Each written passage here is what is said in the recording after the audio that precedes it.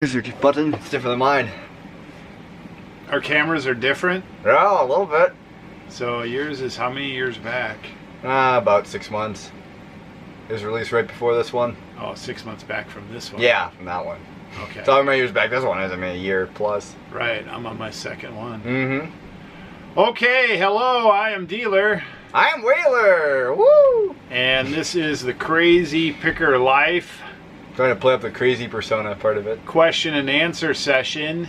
We decided to do one on the Crazy Picker Life with Wheeler, Dealer, and Banana Peeler. That was weird. Welcome to the Crazy Picker Life. Not every intro, is perfect. Oh, I know. Yeah. I mean, we've been doing this. This is like episode 317. Who knows? And you think you would have it down, but it takes a lot of concentration. Yep. To actually produce words out of your mouth to put towards the world. Right, especially after you've been awake for a long time and listing and packing and working with all kinds of things like moldy cameras. Teaching the kids to ride a bike for 2 hours. Got a new bike in the house. The 6 and 7 year old are I don't know, terrors of the neighborhood. Could call it that, yeah. So, question and answer session number probably 8 or 9 or 10. Who even knows anymore? It is July, let's see here. 27th? That's my guess. Well, it's the 26th, but this will come out on the 27th. Man. Friday, July 27th, 2018 edition of questions and answers and comments with Wheeler and Dealer on the picking business, eBay, Amazon, selling business. We buy and sell cameras mainly right now. However, we also buy and sell watches and vintage goods. Pretty much everything else. And anything else that we can ethically make a dollar on. Yes. And so we did not ask for questions right before this. However, unlike last time and more like the times before it, I printed out questions ahead of time so I don't have to sit here and scan the computer and have dead spots. So yeah, that's a better way to do it. It is a better way, a more prepared way. When you're viewing this, I am probably away on my 20th wedding anniversary weekend. And so this was slightly pre-recorded, and hopefully I'm having fun. We'll see, yeah. Yeah. Hopefully so. If I come back on Monday's vlog, if I'm down in the dumps or like in a body cast. Yeah. Or hey, Dealer, you're coming here from the hospital. Yeah, maybe my hair's all gray or something's bad. Yeah, who knows what happened. Yeah, the van is now a donk. The van is gone. Oh, there you go, yeah. Maybe I went picking. Yeah. Maybe I spent all my money on a diamond ring. Who knows? Who knows? Who knows? It's a crazy picker life after all. Maybe I won't even come back. Wow, that'd be pretty crazy. Yeah, you'd be the adult. I guess so, yeah. You'd run the family. Yep. And the business and the homeschool. That'd be pretty fun. Good thing you're young. Yeah. Probably get into it. Okay, so thanks for submitting some questions. We're going to unload on those in just a minute. And as is sort of a custom, Big Wave Golden Ale from the Kona Brewing Company, originally from Hawaii, but now I guess they've got different locations. Sort of a, you can't get a lot of beers around here, but when you can get a beer in Kobe, Kansas from Hawaii, wow. Yeah. Supposed to fill in the dead space with some sort of singing right now, aren't they? Big Wave. The performance segment. Right. Okay, let's get right into it. We don't want to mess around. I will read the question and then feel free to respond. Okay. And, whatever. Did you continue to list and sell when you took your 6-week vacation last year? And if so, how did you do it? Love your channel. Good question.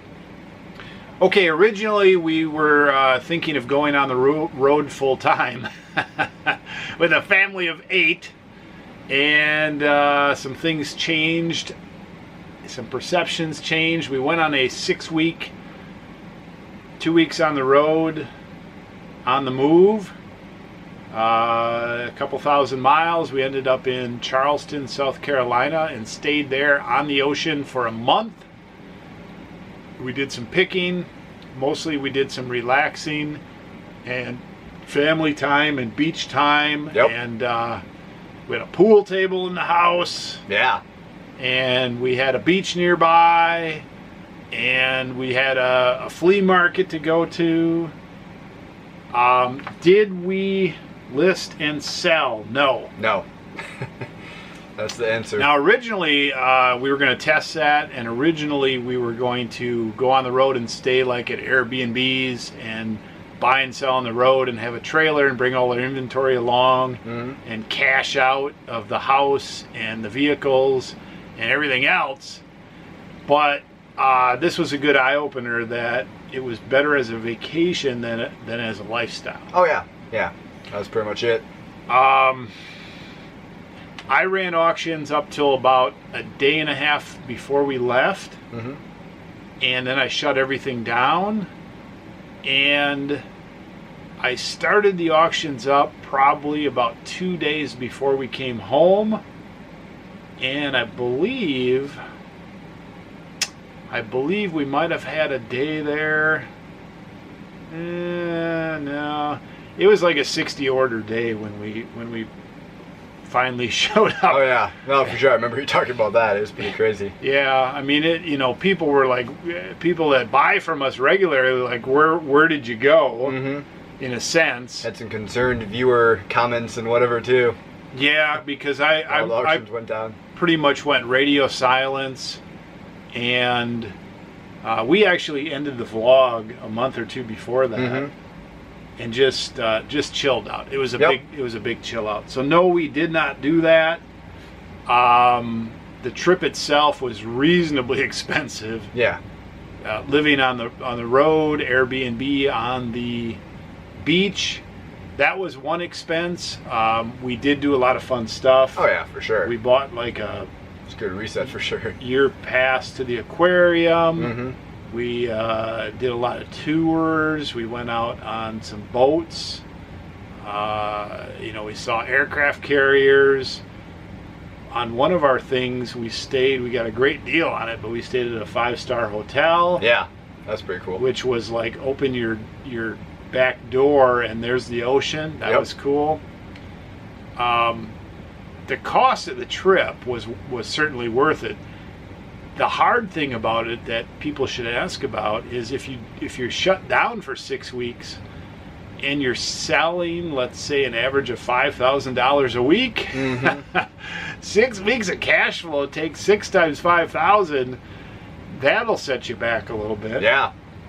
And I knew it was going to happen, but you just don't know how that feels until you do it. And anybody that runs a business where cash flow is an issue and bills are still coming in, you'll know exactly what I mean. $30,000 in cash flow, even though you'll get that, it's delayed 6 weeks. Yeah, no, I forget exactly what the saying is, but there's this guy who says, like, can you quit your business today and be off for a certain amount of months, and will you survive if you did that? If you took a break from today till 6 months from now, would you still be around? No.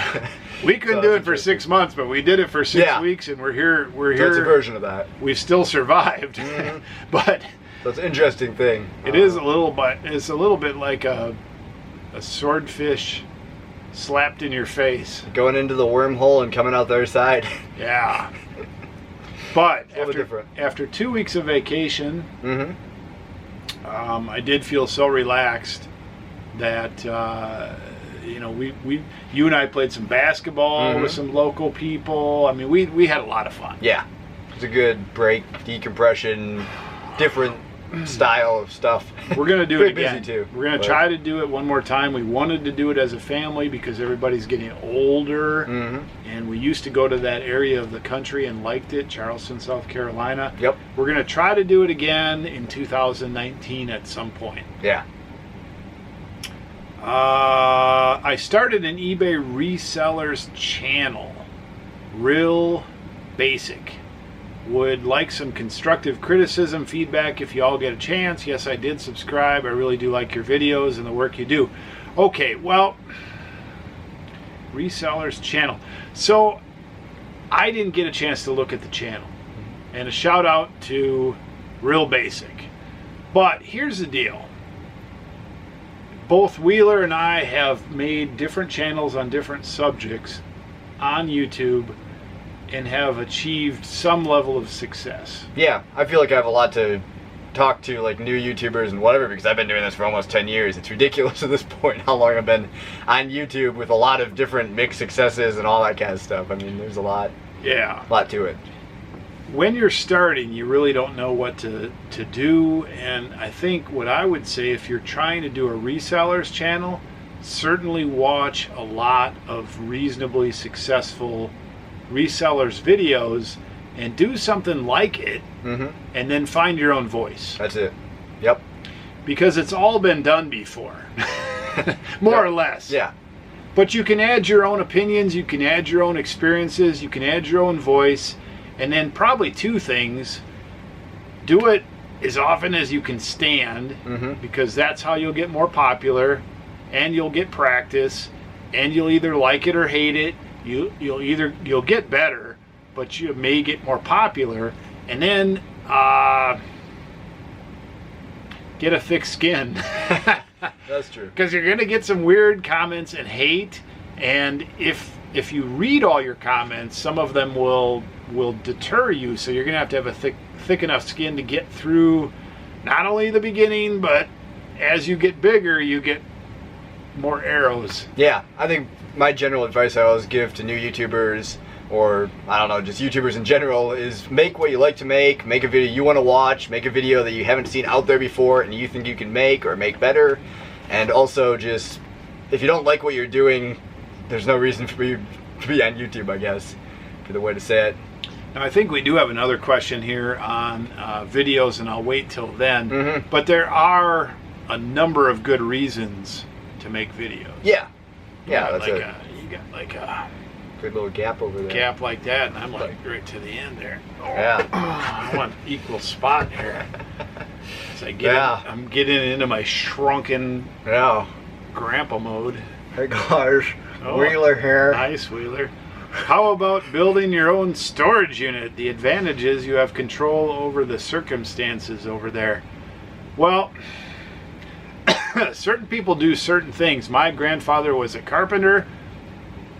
My dad was reasonably handy with that stuff.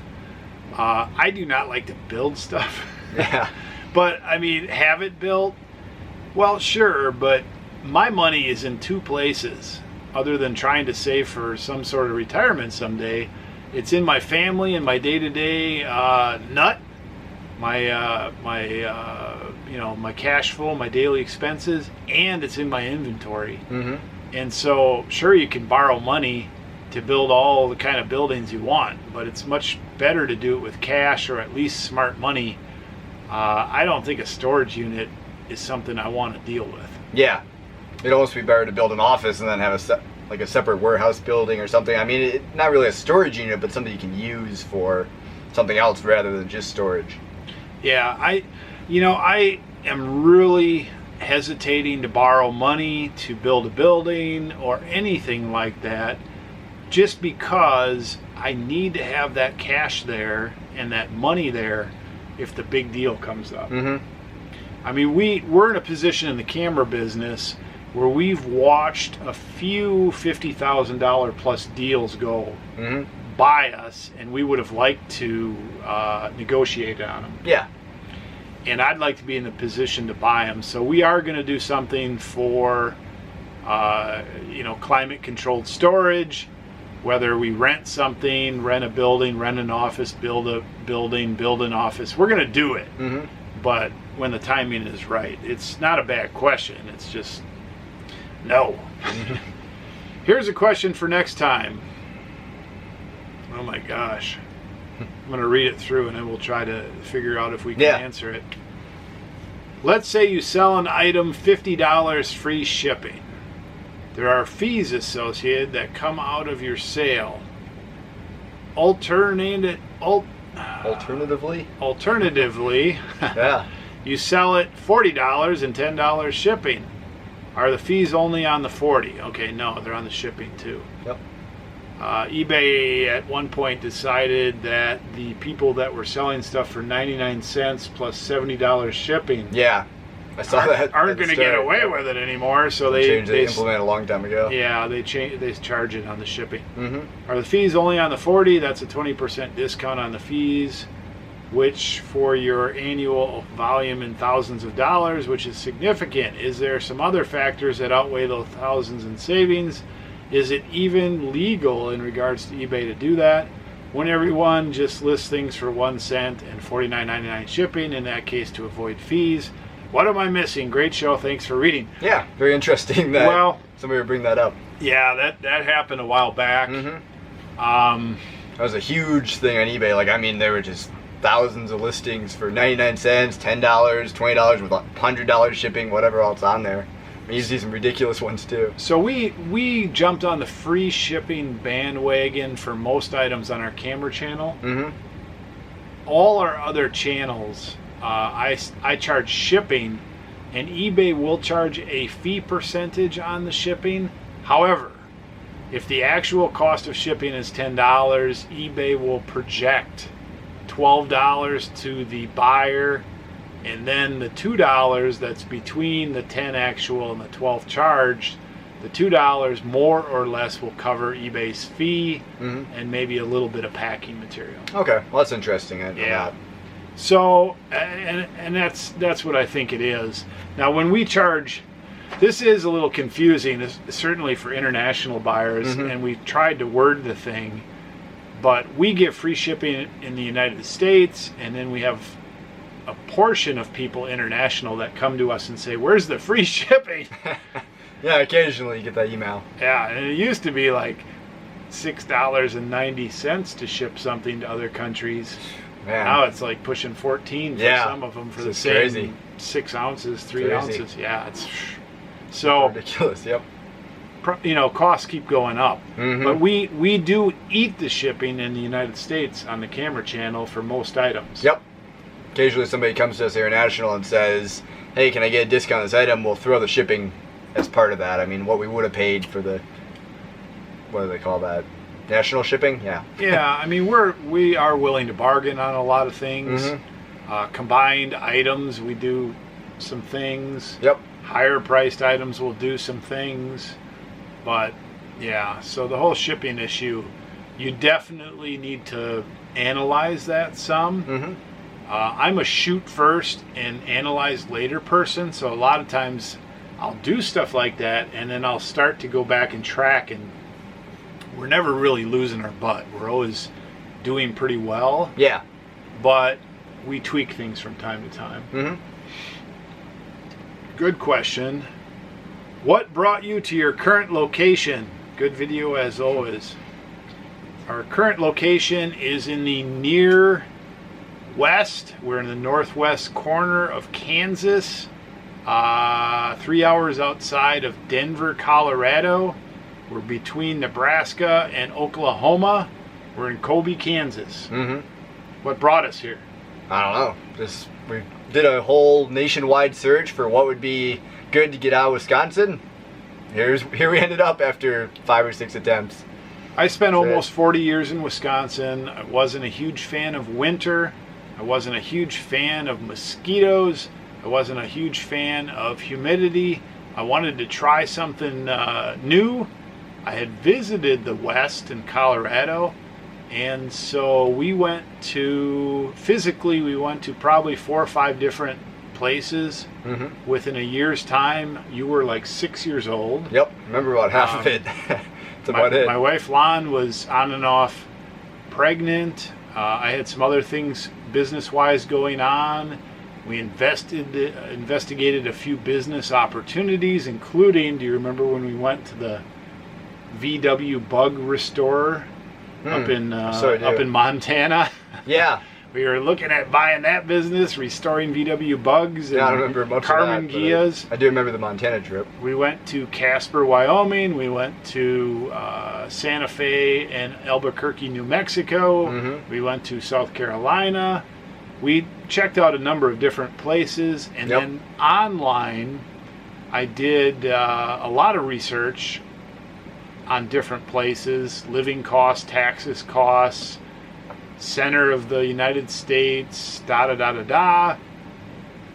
And then on the way back from the Montana trip, we stopped at a couple medium size, and by medium size, like 5,000 people locations here in Kansas, and chose our current location. Yep. Based on what we saw.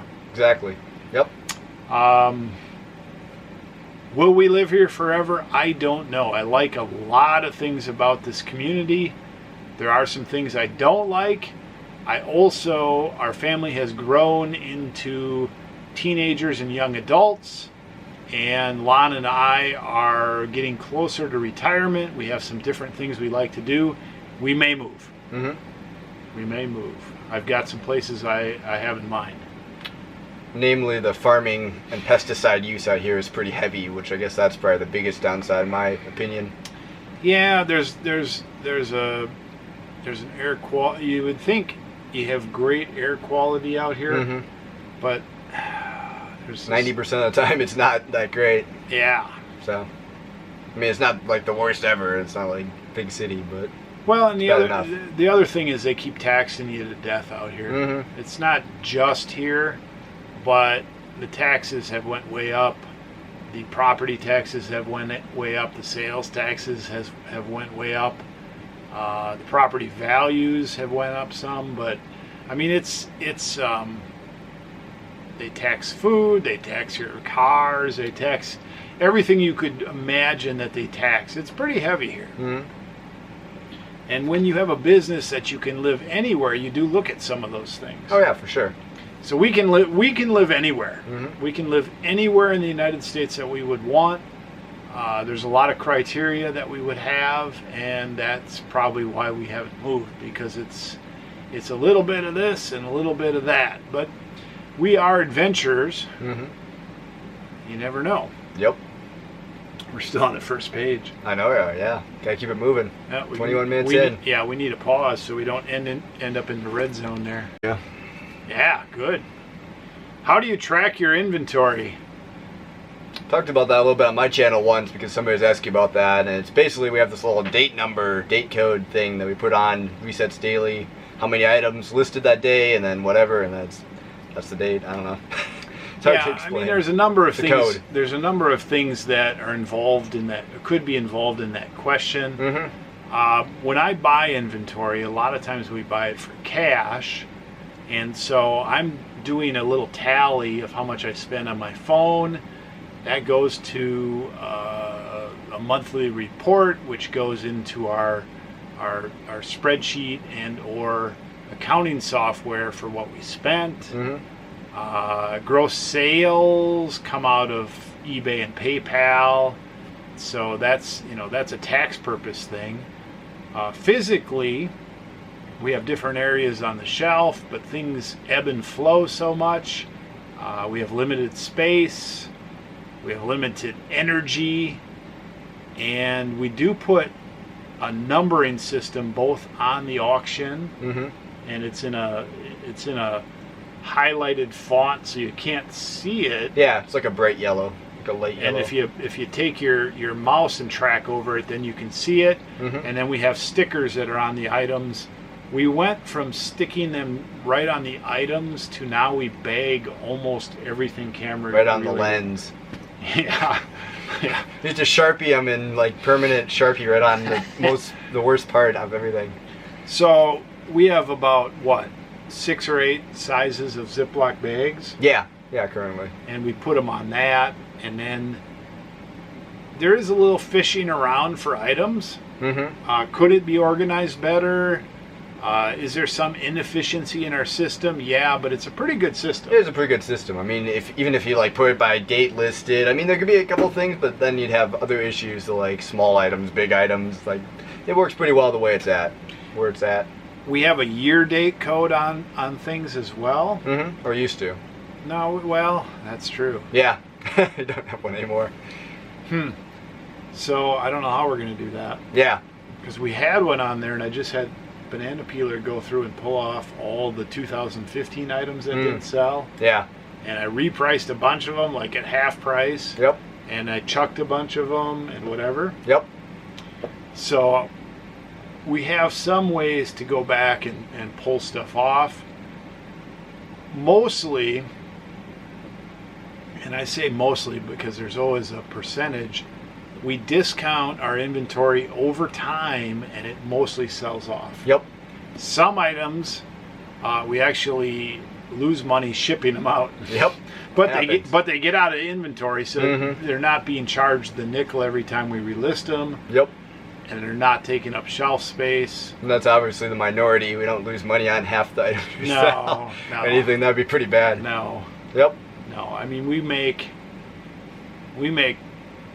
40 times our money on 10% of our items, and then the middle 80% we make anywhere from double to 4 times, 5 times our money that we paid for it, and then there's probably 10% that we either break even or lose money. Yep. That would just be a hip shot. Yeah. If you figure out how to, I don't know what you call that, figure out how to distribute that all. That's what I'm talking about. Yeah, I'm not worried about it. I'm not worried about it. In the beginning of this game, we didn't make as much money. Yeah. And I could see it when I did the numbers, when I did the tax returns, when I saw the money going out for inventory and the money coming in, it didn't jive as much.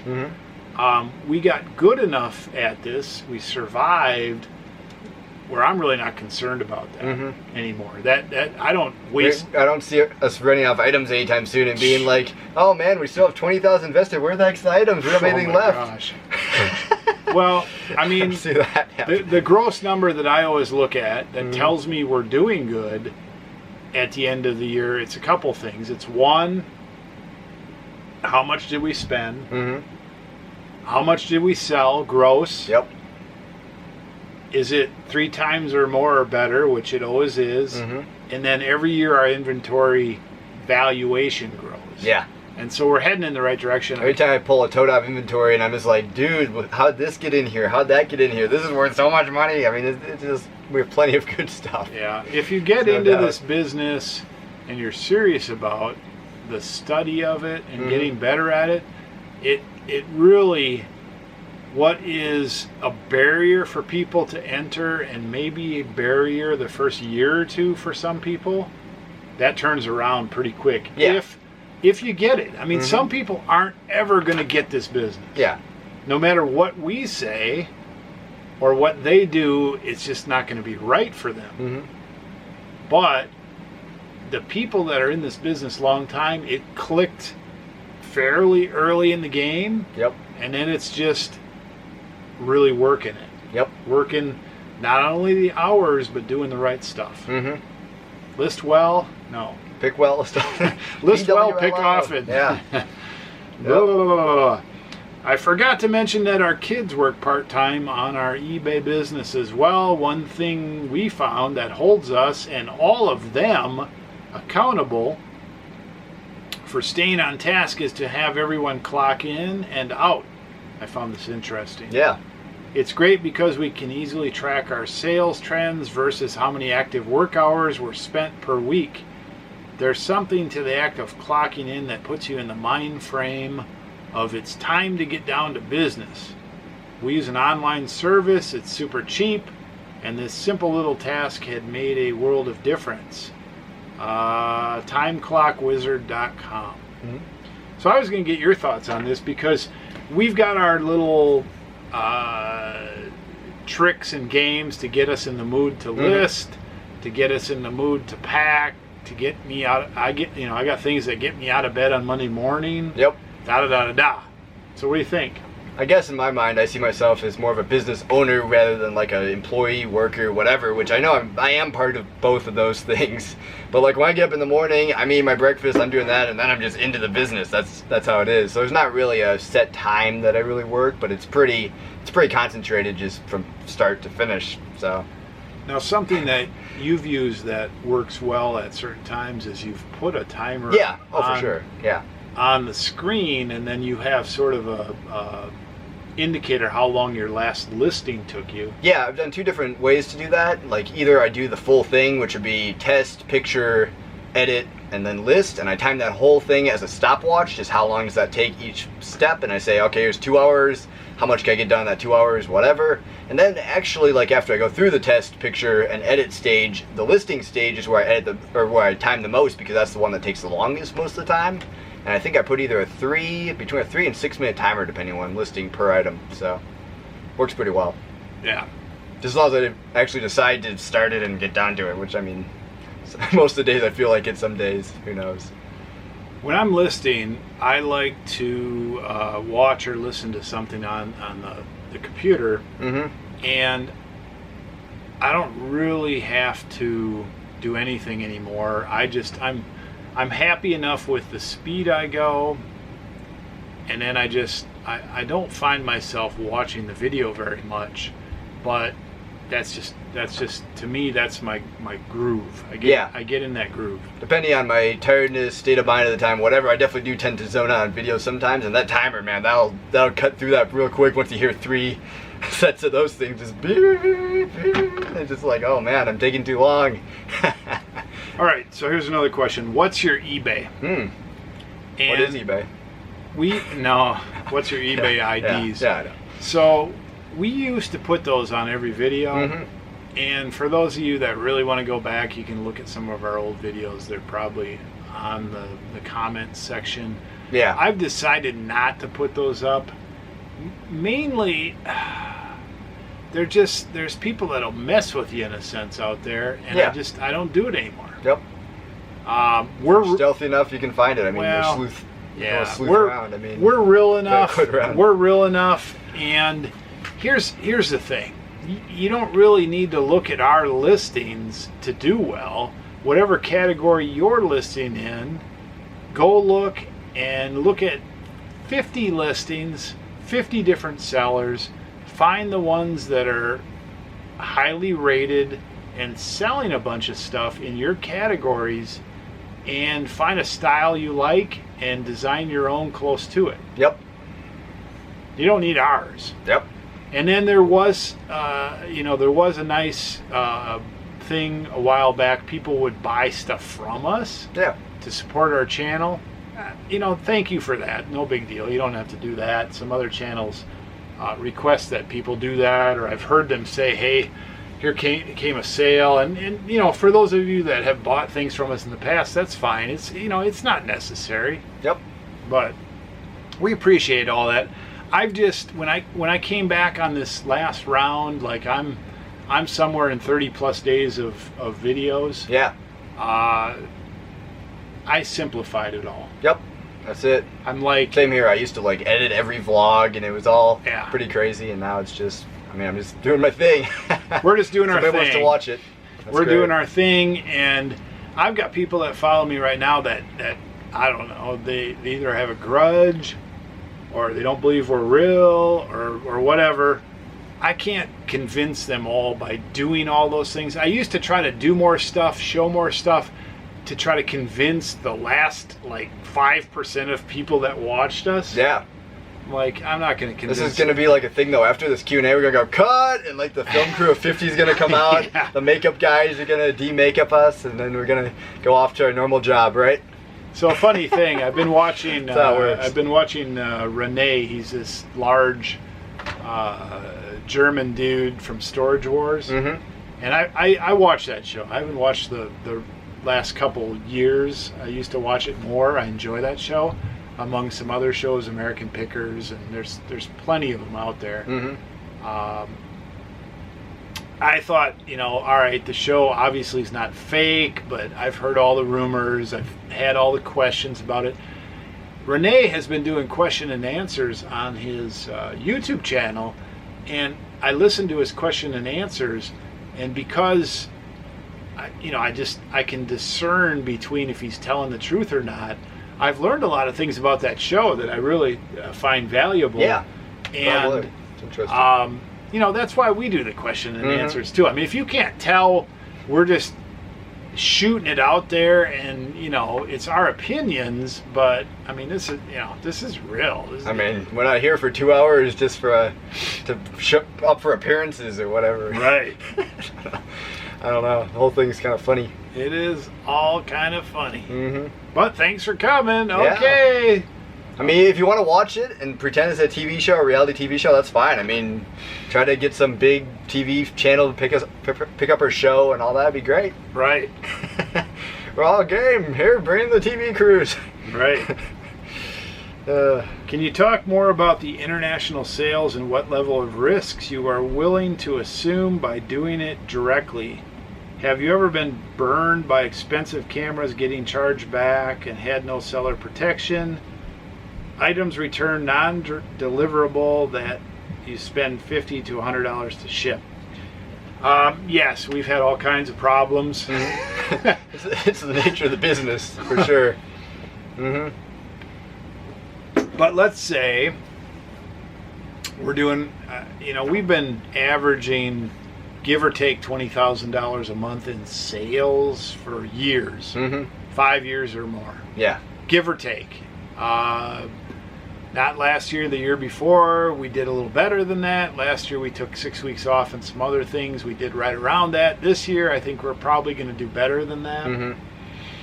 But let's take $20,000 a month. Let's say 20% of that is international. That's $4,000 in sales a month. On a monthly basis, broken stuff, our errors, USPS problems, chargebacks, didn't like it, didn't get it, can't communicate, on and on and on. Mm-hmm. That's 95% of the crazy part of the crazy picker life. $100 a month. Yeah. $100 a month. Mm-hmm. So what is that? 2.5%? Yeah. 2.5% problems per month. Mm-hmm. Just a hip shot of what that might be. Some of them, some months you got a big one. Some months you got a couple that are like thorns in your foot that you need somebody to get out. Occasionally we've had a few that are a couple $100. A few good stories come out. A few good stories. Yeah. Typically, even I'll ship something out, the person won't get it, we don't have any clue where it is, the postmaster has no clue. The thing will show up 6 months later on our doorstep. Yep. And it'll be like a $300 item. Mm-hmm. And it's not problem solved, but at least you got the item back. Yeah. So it really... Now, I would like to think, though, that I've navigated those waters long enough that maybe it would be 5% if I haven't, and my experience has made that 2.5%. Yeah. So if you're new and you just jump into the waters and the sharks are swimming, it might be 5%. Yeah. And it also might depend on what you're selling. Oh, yeah, for sure. Vintage cameras, boy, the people that buy those, I would say a couple categories. Some are newbies and sort of dumb, and we try to help them. And then a lot of people are just good people looking for something interesting. Mm-hmm. And I really don't have any complaints. Yeah. I mean, the camera market's it's on the higher end spectrum of things. I mean, this little eye cup that goes for $80, I mean, it's a different market than a lot, in my opinion, at least. The customer base and all that, so. As far as scammers go, I think the scammers concentrate on other categories. Mm-hmm. I don't know if it would be Apple iPhones or digital cameras, high-end something that stuff they can flip. Yeah. Our stuff is a little more educatable. You need a little more experience and stuff like that. it's not that valuable to your average person. Yeah, and even if somebody did end up with one and try to resell on eBay, I mean, you're going to pick it up right away. Well, if it Is was that all right? Now, I mean, I have in that shipped case. 100 items over $500 international over the years. And I can remember one that we had that a guy was totally ballistic about it, that was $600-700. Yeah. And when we got it back, he broke the top off the thing or something. That was a bad one. Yep. And we still were able to resell it for $300-400. So, you know, at the time, that was a big one. But I cannot think of any of those 100 items that are $500 or more that we send international. I can't think of a single one that we had big trouble with other than that one. Yeah. So, you know. It is what it is. It's the cost of doing business. It is the cost of doing business, and you're definitely going to get a few punches in the face. But if you can't take that, you can't be in business for yourself. If you aren't Rocky Balboa, you shouldn't be picking. Just to go along with that analogy. Yeah. For the next Q&A, can you guys discuss the role YouTube plays in your business? As far as making content, is it a net gain from an accountability standpoint, or is it a time sink?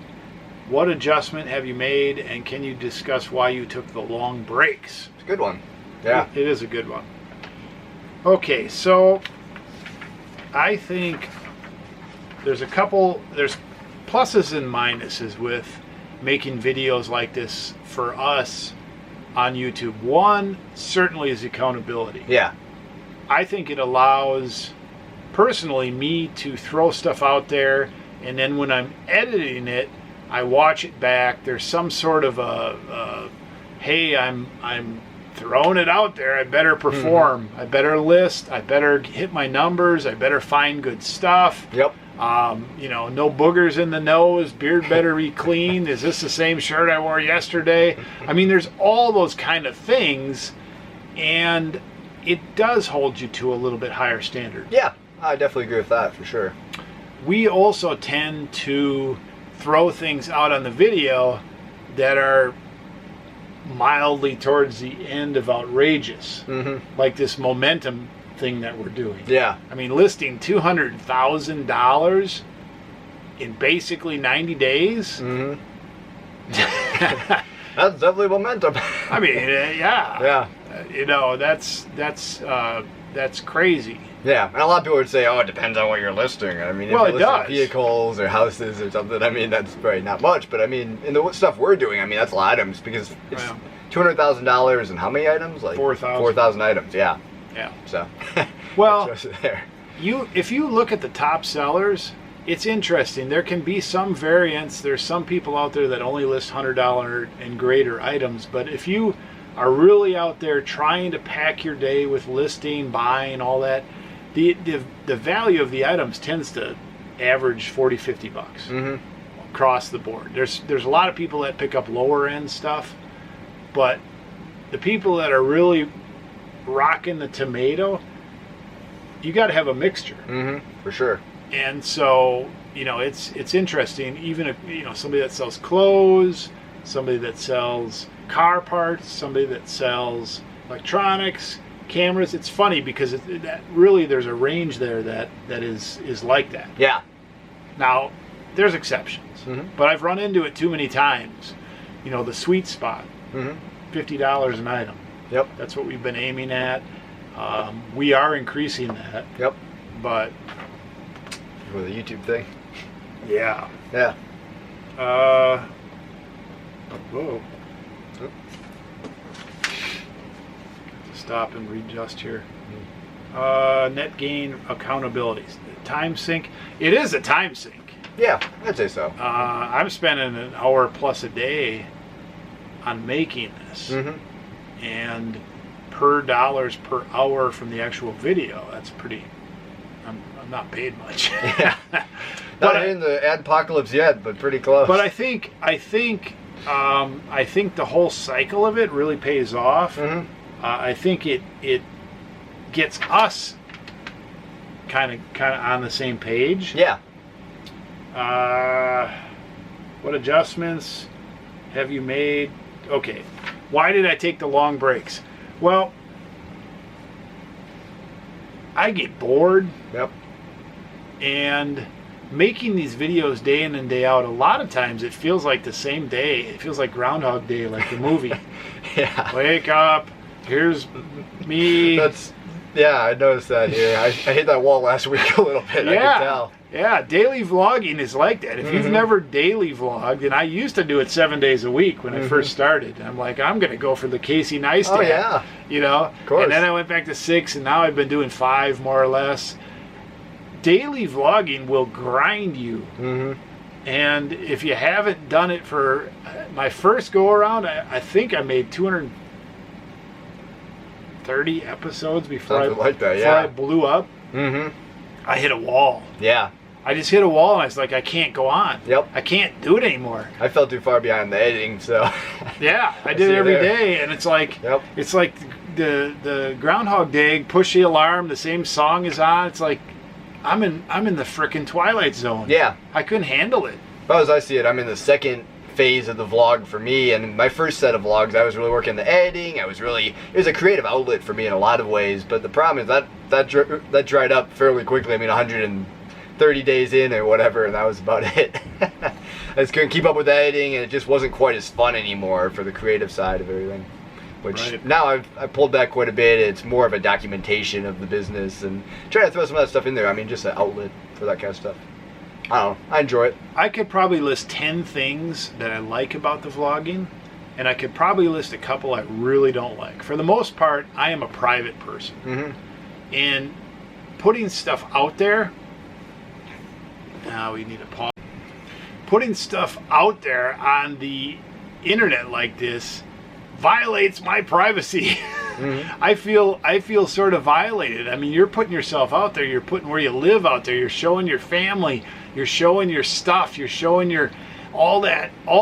There's a certain part of me that just wants to be really humble and just, you know, impersonal. And this is pretty personal when you get out there like this. If you haven't done something like this, certain people, that doesn't register or is no big deal. For me,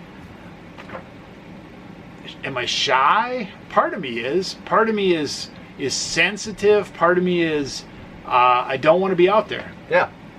And so after a while, between the Groundhog Day and that meltdown. Now, why do I come back? Why have I come back a couple times? Well, I like to give back, and I think it's valuable to the world in general to get some information out there and inspire people that need a little help. And then there's the community. I like bouncing stuff out there. There's other people like us out there that have the daily challenges that we have, the daily treasure hunt experience that we have, the thrills, the highs, the lows. It's nice to share some of that. Yeah, for sure. It also, you know, it's nice to show off a little bit. There's that. I don't mind showing off our good days. Proud of them. Sometimes I like to vent and share some things that are lows. So the long breaks were nothing more than really just needed a break. Yep. Because it is not easy putting these out there. Yep. For all the fun part of it, it's not that easy. It's easy putting a video out once in a while. It's not easy putting one out every day. I think it's the opposite for me, though. I have another channel for cubing that I haven't put a video on in 2.5 months, which is my everyday vlog is still going every day. Because that's easy for me. Trying to put out a video every couple weeks, I'm just not feeling it that week, so I just never put out a video again. But well, here's one last thing that I can say about this. People have said, why don't you just put one out once a week? Why don't you just put one out once a month? That is not my personality. Yeah. And in a reality, if you go back to the beginning, you'll see different style videos from us. For one thing, I tried a lot harder to make it exciting. Well, I used to have a montage at the beginning of every episode with like a time lapse or something, and then I had like an intro, and it becomes more real, and you get more comfortable as you go. Even when I started up 30 days ago again, it felt really mechanical, but now Here we are. Yeah, I feel very relaxed and real and all that. And where was I going with this? Oh. It's a thought wave, man. Yeah. So, I know. So if I did it like once a week, I would never snap in. Mm-hmm. If I did it once a month, I would never snap in. I mean, and if I was taking little snippets or video all the way along, Couldn't motivate yourself to edit all that together. That's the problem with me. Yeah. Is if I film a bunch of stuff to put into a video, it just never gets done because I film stuff from here and there, and I can't find the time to throw it all together, and then it gets lost. So I'm all or nothing. Yep. I'm all in, or I'm not. Mm-hmm. And there is also, if you're doing it every day like this, it gets pretty easy. Mm-hmm. I mean, when I first started up again, I had to watch my whole video back to make sure I wasn't like saying weird stuff or I didn't want to cut something out. I was a little out of practice. Yeah. Now when I do videos, I know there's a few things I shouldn't say on the video, so I don't do that anymore. And I don't have to really edit it. I just clip it together. I'm just starting to get back to that point. Right. I still watch my whole video all the way through, but yeah, I hardly do anymore, and I'm sure there's some things, some underwear shots that get out there or whatever, but I don't. Who knows? Yep. some footwear, oh my gosh, you don't have your shoes on or yeah. But the point is, it's all or nothing. Mm-hmm. And I will disappear again someday.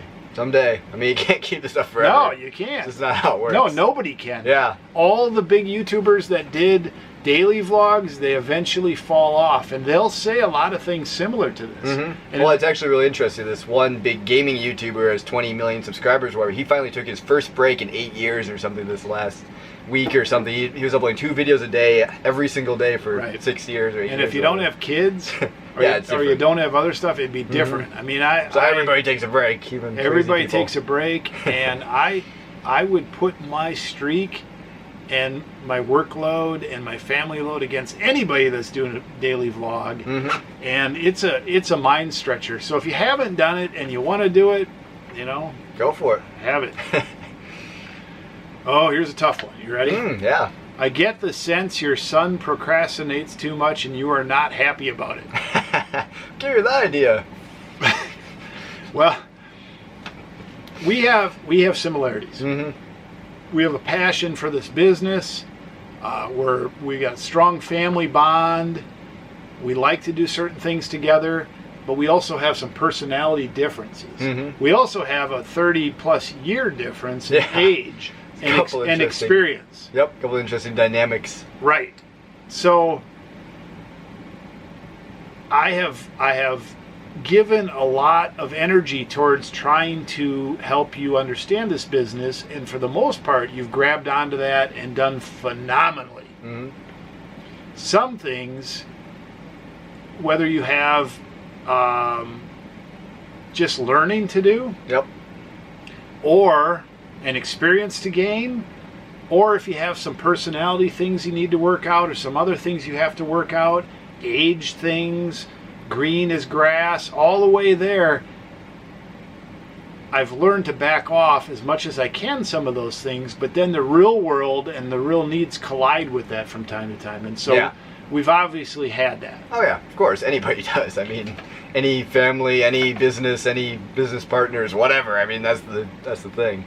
And it's a rare person that doesn't have to go through the mindset of not procrastinating about certain things. Mm-hmm. I have went through the same thing where I sharpened all my pencils, made all my files, put all the nice labels on there, had my desk all arranged my paper clips, and I thought I was in business. Yeah. No, you need to realize what are activities that actually generate income mm-hmm. and are harder to do for a while versus things that are funner but don't do anything for you. Yep. And everybody has to go through that. Oh yeah, for sure. So what? Okay, you go ahead. Well, I definitely have an issue with procrastination. I've worked on it for years and years, so whatever. It's just how it is. I've learned to figure it out and deal with it and remain productive most of the time. I think this latest momentum thing mm-hmm. that we've done, I think you've still even made gains in understanding on how things work. It's a good exercise and everything, for sure. Good experience. Right. And what doesn't kill you makes you stronger. Yeah. What doesn't cook you a goose makes you an omelet. I don't know. Just kind of sayings off the top of my head. Goose eggs. Yeah. I had an ostrich egg once. Yeah. Emu eggs apparently are big too. Yeah, it's a big egg. Yeah. I kind of agree. Uh-oh. Oh no. I kind of agree with the comment on YouTubers always listing their sales number but never profit. I feel it is not informative on its own and only serves the YouTuber's ego, particularly when it's chosen as a title. What ultimately matters is what's left over after expenses and how to have more of that. Well, I've discussed a little bit on my channel on some of my videos because I got those same type of comments. Sure. And I was talking about that. Let's see exactly which way I was going with this. Let's see. Well, basically what I said is we don't remember exactly what I paid for all this stuff, and we're making pretty good profit on all of it. I mean, I always bring up these items here, and I sort of try to give a ballpark. Like, oh yeah, we probably paid $4 each for these. We probably paid $10 each for these. I remember, oh yeah, we paid $100 for this one, so this one wasn't as great of a buy. But I mean, you can't remember everything. It's kind of difficult in that sense. Well, yeah, I mean, there's so many items that there comes a point where you don't remember every single item you buy and how much profit you're making. But we're making a good profit. I mean, I really am not sure exactly where this question comes, because there's a shift when you're looking at the idea of buying and selling stuff. I came out of the retail world, and we would buy a bottle of vitamins for $20 and keystone it and resell it for $40, and you'd make $20, but of course there would be expenses. And 90% of businesses fail in the first 10 years. I mean, if you don't have enough sales with enough profit to overcome your expenses, pay your employees, pay yourself, sooner or later you're going to go out of business. Yeah, I was thinking from that aspect too. I mean, we're here we are. Well, yeah. So yeah, we took a 6-week vacation. I mean, there's no money. There's no money tree now.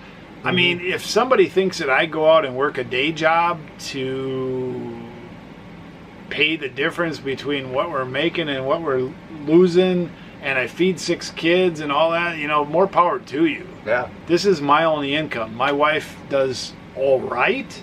She's worked 10 years for the same person, the same company out there. That helps. But our income that we make with this picking business pretty much runs this family. Yeah. And we've been making net gains of probably 5% a year for the last 6 or 7 years. In other words, if I made X dollars 5 or 6 years ago net on my taxes, every year I've been gaining probably 5%. And I'm not your tax advisor. I'm not an accountant. But the point is, there's a point in this business where you go out with $5 cash in your hand and you find a reasonably good item for that $5, and you go back and you're like, wow, I can sell that for $50. And obviously there's eBay fees, there's all kinds of time spent and all that, but 50 minus 5 leaves you $45. In the retail world out there, retail people, they don't even think like that. Keystone's 100%. That we're talking about, what is that, 1,000%? That's 1,000%. 1,000% gross return on your money? Are you kidding? You can't frickin' make it? When you do that the first time, you go out and you just get excited about finding the next 3, 4, 5, 6 items. And then you figure out, where can I find 100 of these kind of things? And along the way you pick up a bunch of ones that are not quite as good, and you pick up a few that are better. And if you string it together and can put excuse my French, shit on your shelves that moves like crazy relatively, and you're getting an average of 3 times your money gross profit, study freaking businesses. That's awesome. Yeah. Exactly. Low overhead, work at home, work in a a commercial location that's not primary triple net rent, whatever. I can talk all this stuff. Yep. So I mean, it's kind of like you said with the money tree. Money doesn't grow on trees. You're not going to buy something for $1 and sell it for $1,000, but we have a pretty sweet deal going on here. well, on the other end of that, there's no reason for me to come and pad my ego and buy something for 100 and sell it for 90 and pretend like I bought it for 5 and sell it for 90. How long could I do that? Yeah, or buy something for 75 and sell it for 100. I mean, I can make $6. I can make $6 on that video. Yeah. Exactly. And then, pretty soon I'd be out of business. Yeah. So, why even be in business if you're just, who knows what? I don't know. Yeah. So there's no ego padding. Now when I gotta tell this story. Yeah. When I go on vacation and I bump into a deal, those big brass lenses and that tripod and all that, and for some reason we go into this place and this dude's wife's there and they're closing the business and she says, oh yeah, we got camera stuff, and I talk to 10 people face to face and we drive around the town and I run out on the golf course and I ask, do you know this guy, because it's a small town, and finally after 2 hours of hunting we track this guy down and he's like, yeah, I'll show you the stuff, and we go look at it. And it's great stuff. It's probably $20,000 worth of stuff, $22,000, $25,000 worth of stuff. And the guy's like, I'm not ready to sell now. And then 2 years later, he calls you out of the blue and he says, okay, I'm ready to sell. And so you put together, a spreadsheet and we look it over and we give him an offer. And he says, yeah. And we go up there and he says, well, that's only for this, not for all of it. And we're like, oh gosh. We stayed overnight. We drove 1,000 miles. That would be a crazy vlog. Oh man. So ups and downs. We don't want to walk out of here, but we will. And he says, okay, I will give it to you for that. And you take it home. And so you did spend some time and energy. When it all comes down, you bought it for $5,000. It takes 6 months to sell it for $23,000. All expenses out. You tripled your money. It's exciting. There's no padding of the freaking ego. When you sell the lens for $1,700, you're like, woo, you want to share that. Yeah. There ain't no ego there. Exactly. We paid the freaking dues. Nobody does that shit. And I mean, some items will buy for $50 and sell for $1,200. Some items will buy for... Some have a crazy story. I mean, like that Leica Prism thing. I mean, you sold that for $2,300, paid like $20 for it or something. So, I mean, there's some crazy things like that. I mean, oh yeah, it all averages out. It does. It all averages out. So some stuff we pay more, some stuff we pay less. We always get a deal, and we're always making plenty of money there. There's no weird whatever. So anyway, it's a reasonable question. Oh yeah. But the funny thing is, I think it's from people that are looking at this from a perspective that they haven't really necessarily done it. Maybe they're in traditional business. Maybe they're sitting in a cubicle. I was in traditional retail. I would have never thought that this was possible. Oh yeah. And then, like I said, you go out there and you find an item and you struggle to put it up on eBay and you hope somebody buys it and you're like, wow, they bought it. Yeah. And you're hooked. You're hooked. And all you want to do is crank that crank. And then you throw it up on YouTube and people are like, that can't be real. And you're like, whatever, I'm just cranking the crank. I don't care what you think. I don't care what you think. I don't answer to anybody other than my customers. Here's 3 more comments on that. Oh my gosh. American Pickers, they show the bought and sold and, I mean, profit. I mean, that's kind of interesting from that aspect. So a lot of people come from that aspect and they see that and they're like, oh, that's interesting. We buy stuff by crazy bulk lots. I mean, we buy a bunch of stuff. We tell you how much we sold at the time. So if you watch the whole vlog all the way through and you've watched all this stuff, then you'll get where we buy our stuff, how much we buy it for, and how much we're making. Well, that's true. That's another thing. That's true. I forget what the third thing was. But so if you really, want to analyze our whatever, and you should go back to the beginning. Yeah. Well, not necessarily that, but I mean, we show ourselves buying stuff and we show ourselves selling stuff. There's no really disconnect there. And if you want to help me double my YouTube check, you should go back to the beginning, and all you got to do is, maybe put it on autoplay. Oh, yeah. Just watch my videos night and day. You don't even need to watch them. What the heck? Like those kids' channels or what. And you know why I would say that? Because I think, actually, YouTube, you're not supposed to say that. Yeah. We're going against YouTube system now. I have said things like... Blacklist. I'm not even going to say it. I've been blacklisted. We're already blacklisted, Just saying certain people terms. Oh, my gosh. Well, I've heard they go through the auto-captioning thing, and they pick out any words that might be offensive or anything. I mean, guns, swearing, whatever. Stop.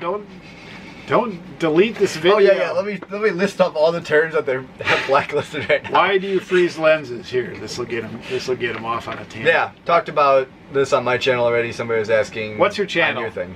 Wheeler. It'll be in the description. I'll leave a comment when it goes up. Right, and by leave a comment, if you see Wheeler, he likes to get my notifications, and then he puts first. And some people have had the rumor that I have an unfair advantage. This is a choreographed dance between me and Dealer. No, I just see the notification like anybody else possibly could. I click on it, I refresh until I can put a comment. Wheeler's on the computer, on the computer 15 pretty often. hours a day. So. I mean, I don't get first on every video. Some I just don't even try to beat Wheeler. Yeah. Why do you freeze lenses, Wheeler? Freeze lenses to kill the fungus. There is this mushroom growing in the lens in some cases, and that kills it. Doesn't remove it, but it kills it so it doesn't spread. I think that might have been somebody gave us this whole information that they didn't think it would really help, but I agree. I think it kills it and it stops it from growing, but without taking the lens open, it's still in there. Oh yeah, it's still in there. And the thing is, it's not a oozing wound. Yeah, and if you have it on the primary element bad enough, you can actually remove it once you freeze it. I mean, usually you can remove it without freezing it because the lens had been frozen before in their lifetime. This is a 40-year-old lens. It's probably been frozen 10 times already, so half that stuff's already dead and it'll scrape right off. Another half of it will be killed by the freezing we give it, so. Right. That's how it works. I don't know. It's just something we've been doing for a long time, and it makes enough sense. I need to back up a second because we used to buy things more onesie-twosie, and it was easy on our videos to say, hey, I paid $100 for this and sold it for $200. Yeah, and that's what I was saying. But in all aspects of our business, we have figured out how to buy and bundle in bulk all the way up to like a whole half storage unit full. Yeah.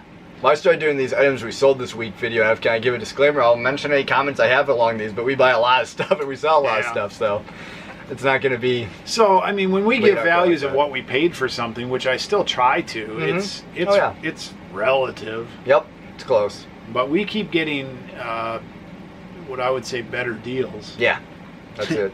You buy more, you hope you get a better deal. Oh yeah, if you buy in bulk. We buy in mega bulk. Yeah. Do you film test all your film cameras? Can you tell me the basic steps you take to test them before listing? Thanks. I know you are busy. Check my channel. Yeah, I think go through it daily. I think you answered this question. Yeah. And then I'm going to answer it from a non-technical camera person. We do not film test cameras.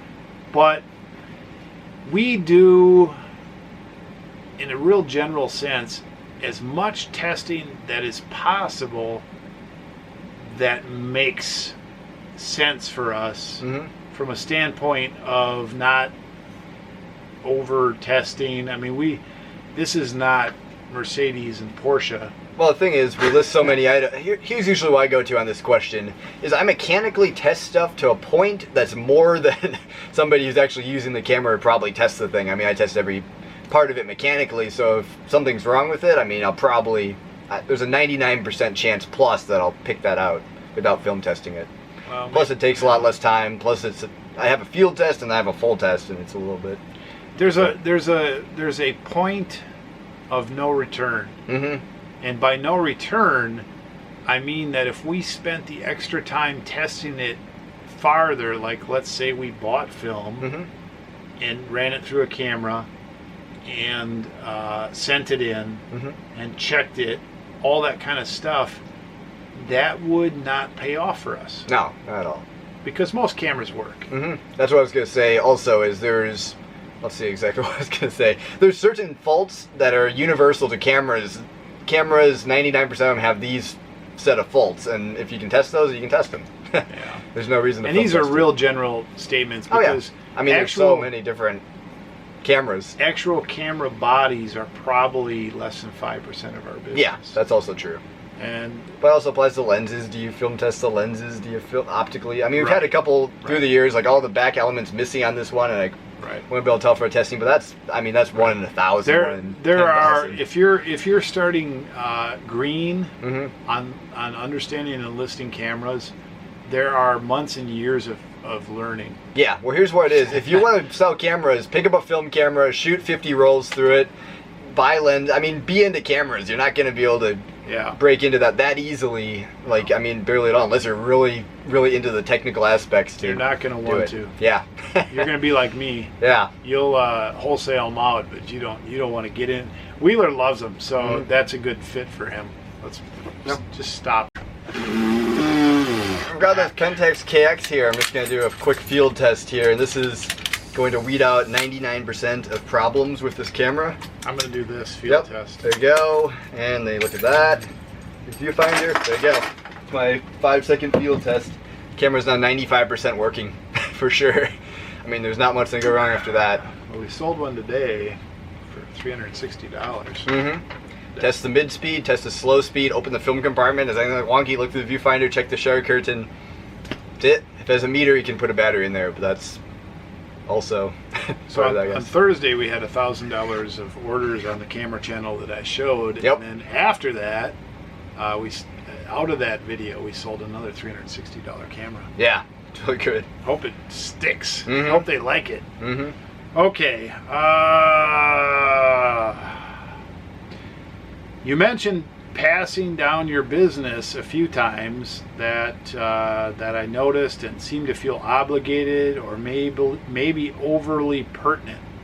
The best thing you've done is teach them how to run their own business, teaching them they can make it on their own individually and make a good living at it. It's not the type of business that needs or requires passing down for the most part.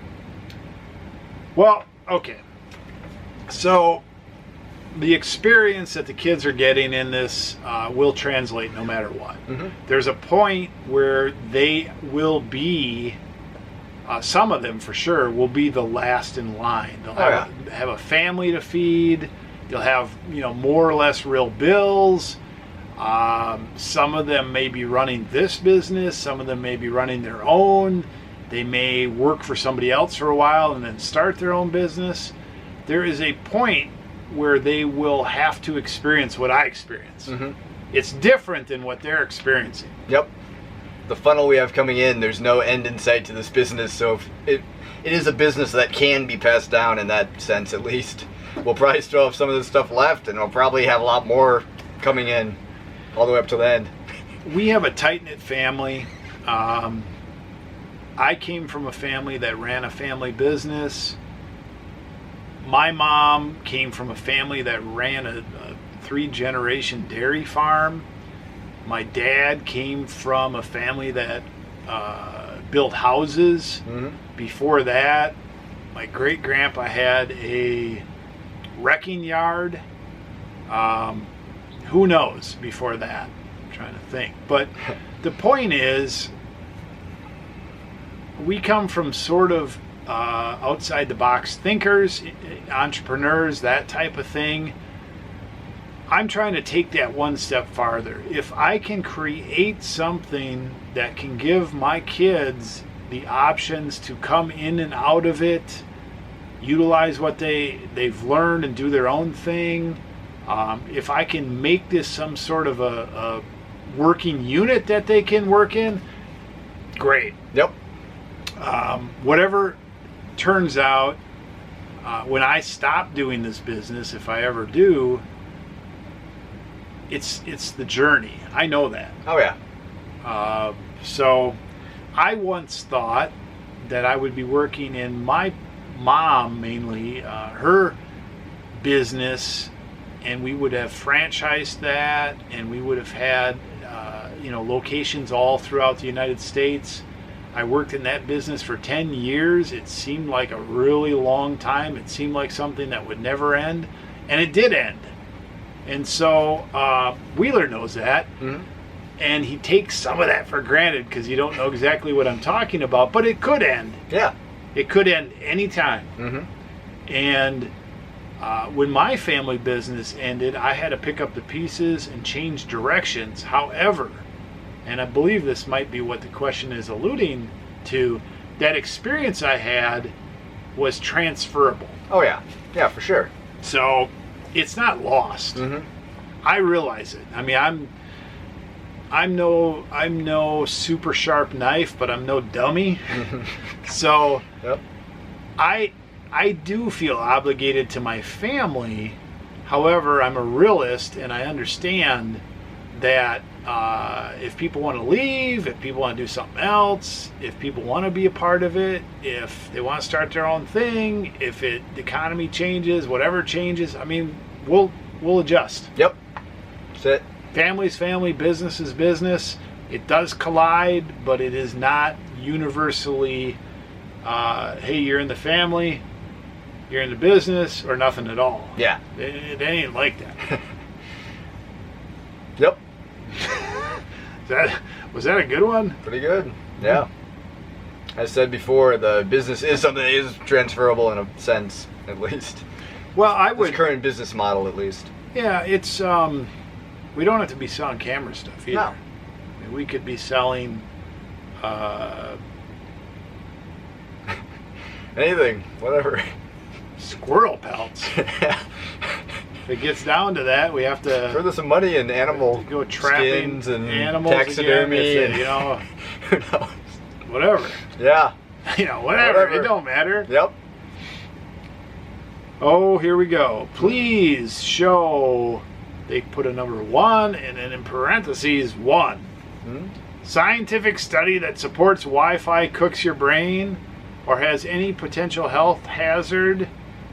AJ, I won't say his name. AJ and CNN will cook your brain. So, look, your body is electric. Mm-hmm. Electrical impulses from the brain to everything, whatever. You can mess that up. Anybody that lives below the power lines, I'll pray for you. Mm-hmm. You put a computer near your body, on your head, electric blanket around your neck, that'll all mess with it. Mm-hmm. If you don't believe that, that's fine. Mm-hmm. But things that are not natural with your body will interfere with your natural body. Oh, a Faraday cage around you, there's stuff passing through you everywhere. Right. That's how it These works. lights that we have on us and this camera are messing with my brain minorly. It's a crazy figure of life. So, Wi-Fi.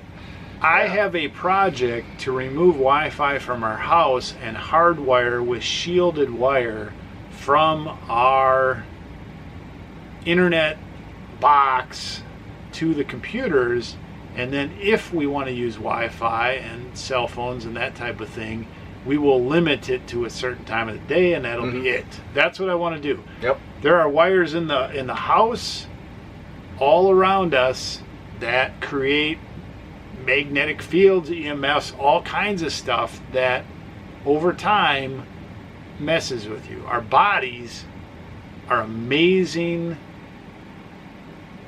pieces. Mm-hmm. They can adjust, fight off, adapt to a lot of different things. However, we're going to do that, and then I get all kinds of information in, but look up 5G Appeal, APPEAL, read that, and then go to 5Ginformation.net. There are large pushes, large information, lawyers, money, serious websites, serious debates, serious scientists that say that this 5G thing coming in is nasty. And now that we've got our 6 dislikes out of the way. I don't care. No, I know. I don't care. Look, Mm-hmm. you know,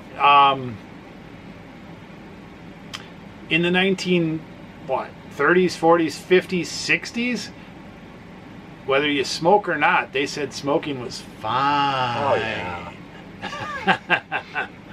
Well, they've walked that back a bit, didn't they? Mm-hmm. Okay?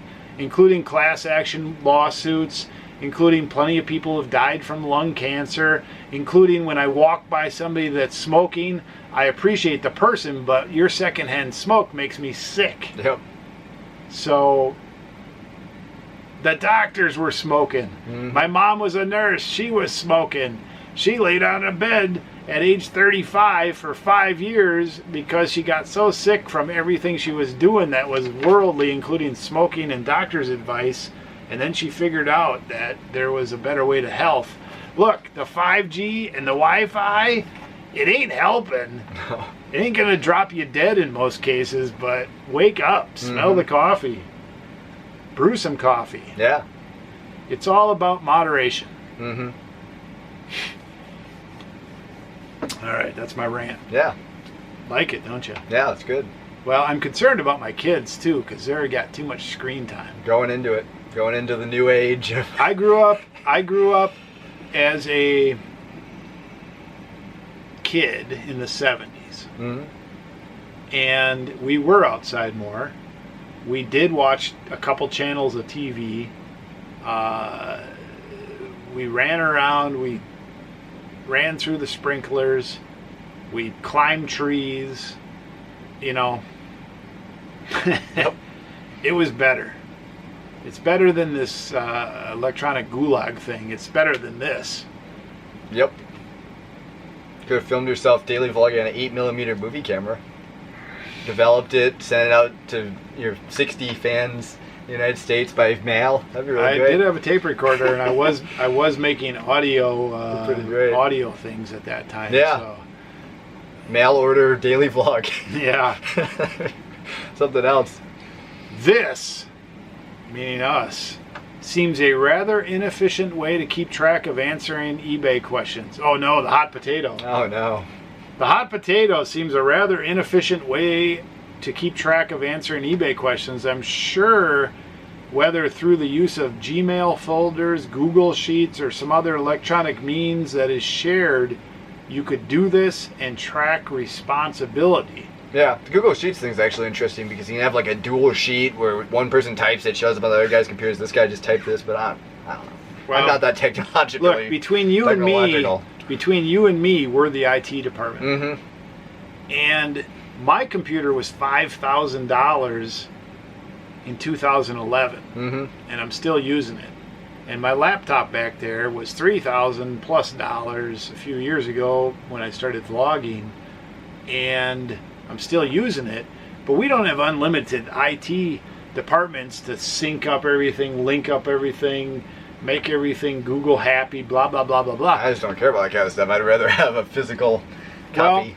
Well, the real point is there are good ideas, Mm-hmm.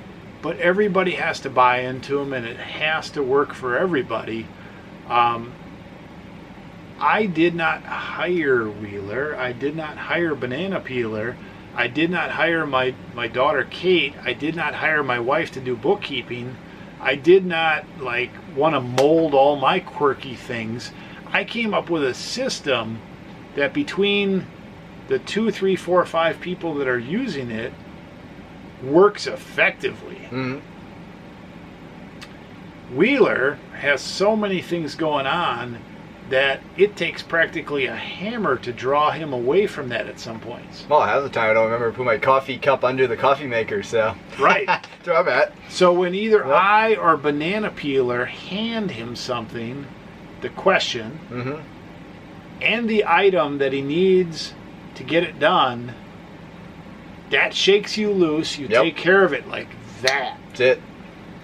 And I have my computer set up such that when a question comes in, I see it most of the times within minutes. Yeah. Phone, computer. Out of everybody in our office, I'm the one that sees that stuff quicker. Yep. And Unless so, I'm listing and I go to the thing and I see a message, but. well, occasionally, but Yep, then a couple times a day. right. So for our experience and the way our office works, an actual physical copy, here it is, hot potato, here's the item, bam, it gets taken care of. We have, in a general sense, a general understanding, taken a question that may or may not get answered in 24 hours. We've taken that down to probably under an hour. Yeah, and part of the thing is, like, finding items was a problem for me because I'm not working in the inventory department. I don't know where everything is. So I'd ask a lot of questions. It's kind of inefficient. So now I have BP working on that. He finds me the item. He brings it to me. That's great. That's exactly what I want. That's way better. Well, and again, I'm not pointing any fingers, but I found an inefficiency that I wanted to improve, and this particular solution gets frickin' results, even if it's hobo, even if it's ghetto, even if it's street, even if it's Jurassic Park. I don't give a blank. Yeah. It gets it done. Yep. Inefficient or not, it wasn't getting done, and we did try some other things. Yeah, now it's getting done. Including trying to get the notifications going to you and things like that. I don't even know why my whole thing doesn't work. Right. Right. Exactly. The notifications never worked. Exactly. I found an eBay notification app for Mac, but it only showed up the notification for 5 seconds, so I wasn't looking at the screen in this 5 seconds. I didn't see it, so it's just, it doesn't work. Right. Couldn't figure it out. What we have now works. How do you do with vintage tripods? I have several. I am Mark Gitzo, France, Germany, big, heavy, high quality, professional. Otherwise, nope. It's a super short version of my thing. Yeah, most tripods are expensive to ship, hard to ship, not worth a lot. But as with everything, there are desirable tripods. So here's what you do. Put in, what do you think a search word would be? Camera tripod? Yeah, put camera tripod. I mean, put in if you see a brand name and a number, No. Okay. What would be a general search term? Camera tripod. Put in camera tripod into eBay. Note how many listings come up listed. Yep. I would guess 500,000. Yeah, may not quite that many, but a lot. 500,000. Yeah. I might be wrong. Yep. However many there are. Then go to sold, high to low, and it will be much less than listed. Then high to low, start looking at names and what, are they vintage? Are they new? You can get rid of the new ones. You can put the word vintage in there. Yeah, I could. Yep. And you'll start to see that there are plenty that are worth money. Higher end and vintage is where it's at. But some vintage. A, tripods break. B, they made a mazillion inexpensive ones. C, there are no end to them out there. Half the people who bought cheap digital cameras or expensive digital cameras or bought a camcorder within the last 30 years probably bought a tripod, and it's probably not a great one. It's part of the bundle or whatever. Now, on my low end of the business, I think I've sold 4 or 5 tripods. Yeah, I found throughout the years certain tripods go good. I mean, this one's a $100 tripod or plus that I have this camera on right now. I mean, that's... Well, there's nothing like a good tripod. No. Manfrotto, the key is... some brands. If you're going to sell one, you better sell it lower than everybody else. And test it that the legs hold and work. Yep. But if we had to make a living on tripods, we'd be in trouble. Yeah. We'd have a couple scores and then a big crash and burn at the end. Our tripod business, percentage-wise, oh my gosh. Out of battery. Battery's going. Our percentage of our camera business that's tripods is 0.00001%. I have 10 tripods in my personal collection for a reason. Oh my gosh.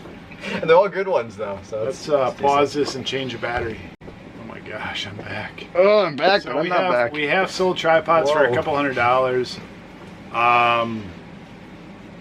Explain what a camera tripod adapter plate is or whatever.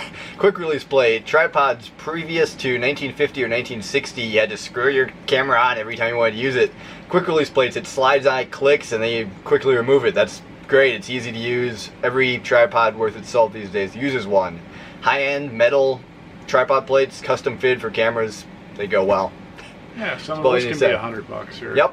There's a lot of those. Originally, there were 100 to 140 because they're all custom made per camera Right. or whatever. So there's certain things like that. And then, of course, China, they make all that stuff. So it's only brand names. It's all in the brand name for tripods. Right. As far as that stuff goes. If it's, So if it's a newer tripod, it's not worth anything. So by the way, people have asked that we edit this video down to less than 10 minutes. I should do that. I mean, I'm just going to spend the next 4 days and make it a snippy Jake Paul vlog. Here we go. We're sorry that this video is going, this might be the longest one For the yet. one person still watching, thanks for watching. Yeah. Take a break. According to this guy, I mean, there's nobody watching. Take a this. break if you have to. Mm-hmm. But we found that the longer this video is, the more information we get out, and we feel better. It's like all of our tangents are hopefully helping somebody out there with something different. Hopefully. Yeah. We've never had anybody say they get to the end. Hmm. No, actually we did. We asked that one or two, we did. and people like commented like crazy. We made it to the end. Yeah. We almost passed out, We but should give like a code word to give at the end. a safe word. Yeah. But if you do like it so far, how about a thumbs up? Woo! How about a subscribe? Hey, we're gonna get one now. How about a comment? We love comments. As you can tell, here we are. Right. Okay, next. What is your average amount of items you list per day / eBay? Trying to increase mine. Pictures hold me up some. Thanks. Well, okay, so several years ago when we moved to a commercial location, it probably was 5 years ago or 4.5 years ago, we were in the house working down here. Mm-hmm. And we said to each other, we got to get out of the house. Mm-hmm. We just had 2 babies, your brother and sister, born. Yep. The house was crazy. Banana Peeler and Benjamin were the age of Elizabeth and Sam. Yeah. And so That's they were crazy. kind of crazy at night. Mm-hmm. 2 babies in the house. We had to get out of here. Yep. This place was crazy. It was like a freaking daycare. Yep. And we went to a commercial location, and part of it was, hey, look, this is for real. We're going to go pay, at the time, we had an office for like $400 a month, Mm-hmm. plus electricity and things like that. Our first office, we were there for a year, I think, Yeah. until we moved to our bigger one, which we expanded while we were there, and the expenses got up to $1,000 or more a month, and it was real. Mm-hmm. And so we came up with a daily bounty. You and I have to list minimally, this is our goal, $1,000 a day. Yep. And I don't know if we had items on that, but it was $1,000 a day. We That's always it. tried to list good items. We needed to get $1,000 a day. And we went through streaks where we hit that for a long time. Mm-hmm. And it paid off. You got momentum. Oh yeah. You list $1,000 of good items a day, no matter if you put them on sales or reduce them, you're going to start selling $400, $500, $600 a day. Yeah. After a while, right? Yep. It wasn't even average back then. I mean, if you didn't hit the 1,000 a day, you lose the. We end of the month incentive. we had monthly incentives. Mhm. We bought a Sony big screen. We bought a video game machine. We bought a Love Sack beanbag chair. We bought trips. We bought things to go-karts. Yeah. We had all kinds of incentives, Yep. right? And when you start listing $1,000 a day, you can do those things. Oh yeah. I mean, that's Yeah, if every 1,000 a day you list, you sell for 500 eventually. I mean, that's a good amount of money. I mean, it's probably more than that, but just make it general. So now, for the last 34 listing days, we've probably averaged close to $2,000 Yeah. a day. $2,000 a day. That's it. And today, I believe we hit it again, $1,000 sales day, but we've had 4 out of 6 or 5 out of 7 $1,000 sales days. That's just crazy. That's awesome. Oh, yeah. Yeah. Oh, yeah. Like I said, we've been selling $20,000 a month forever and ever and ever, but we're on a pace for, closer to $30,000 a month here pretty soon. Yep. So, what's your average amount of items you list per day, eBay? It would have to be average. For me, I try to list 10 a day, and I would say I average 10 a day. Yeah. You probably list 20 plus per day. Yeah, I was going to say Average. 20 to 25, yeah, somewhere in there. Trying to get up to about 30, but it depends on the item. Some of them are a little bit harder than others, and sometimes I'm more motivated than others. It depends. It kind of goes depending. And I'm keeping stats on you. Mm-hmm. So It's good. we share those back and forth, and that does help understand what it takes. Now, there's two factors that you got to look at, though. There's dollars a day, Mm-hmm. and there's items a day. And then on the other side of that, you got to look at what you're paying for those items. Oh, yeah. Some people must buy things that they get 10 times their money on. A lot of those are lower cost things. Yeah. You want to get into the higher cost things. I mean, all you can think of is, okay, if I buy a car for $5,000, I might be able to sell it for $7,000 or $8,000. Mm-hmm.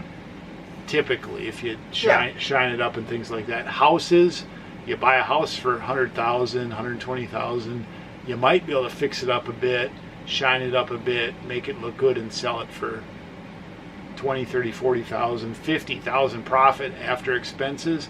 But the higher price things, it's harder to get the multiplier. Yeah, that's where it's at. Yep. So there's a number of factors, but we like to list a bunch of items a day to diversify, and we like to list a bunch of dollars per day. Yeah. That's it. All right. I'm a new sub and was curious. You say you lost, I think, 40 List, I guess. list. I mean, it said lost, List, I think, but lose 45. That'd be bad. 45 or 85 items a day. Oh man. If you lose that many items a day, I mean, I Look, you keep a business going. grief. Where are they going? Maybe you're selling 1,000 a day and you lose 45 or 85. That'd be Yeah. List 45 or 85 items per day. Wheeler even listed 107 one day. Yeah. He almost stayed up all night. I did stay all night. Yeah, that's how it works. What are you selling? How do you have the ability to get that amount of items? That's the real That's question. a good question. Yeah. And consistently have that amount of time to list on a daily basis. What type of seller do you consider yourself? Oh, we're crazy, as you can tell by the title of the channel. Well, we have went through the whole process of being a non-seller to being a mega seller. Mm-hmm. We do not consider ourselves the best sellers out there, but I sleep good at night knowing that we've done a pretty good job. Yeah. I don't know, what kind of seller do we consider ourselves? I think as far as eBay goes, we're in the top 10% of success. I say we're not the biggest fish in the pond, but we're pretty darn close. We're in up the there camera food chain. game, in the camera game, we probably know of 20 to 50 people that are at our level or higher. Yeah, that's about it. And there are a few mega sellers. Yep. And we recognize that they have some strengths and weaknesses. Oh, for sure, yeah. We've bumped into all of them in the field. Yep. And or they're buying, and or they're selling, and or their work. Yeah, or we research the competition. Oh, yeah. And who doesn't? Yep.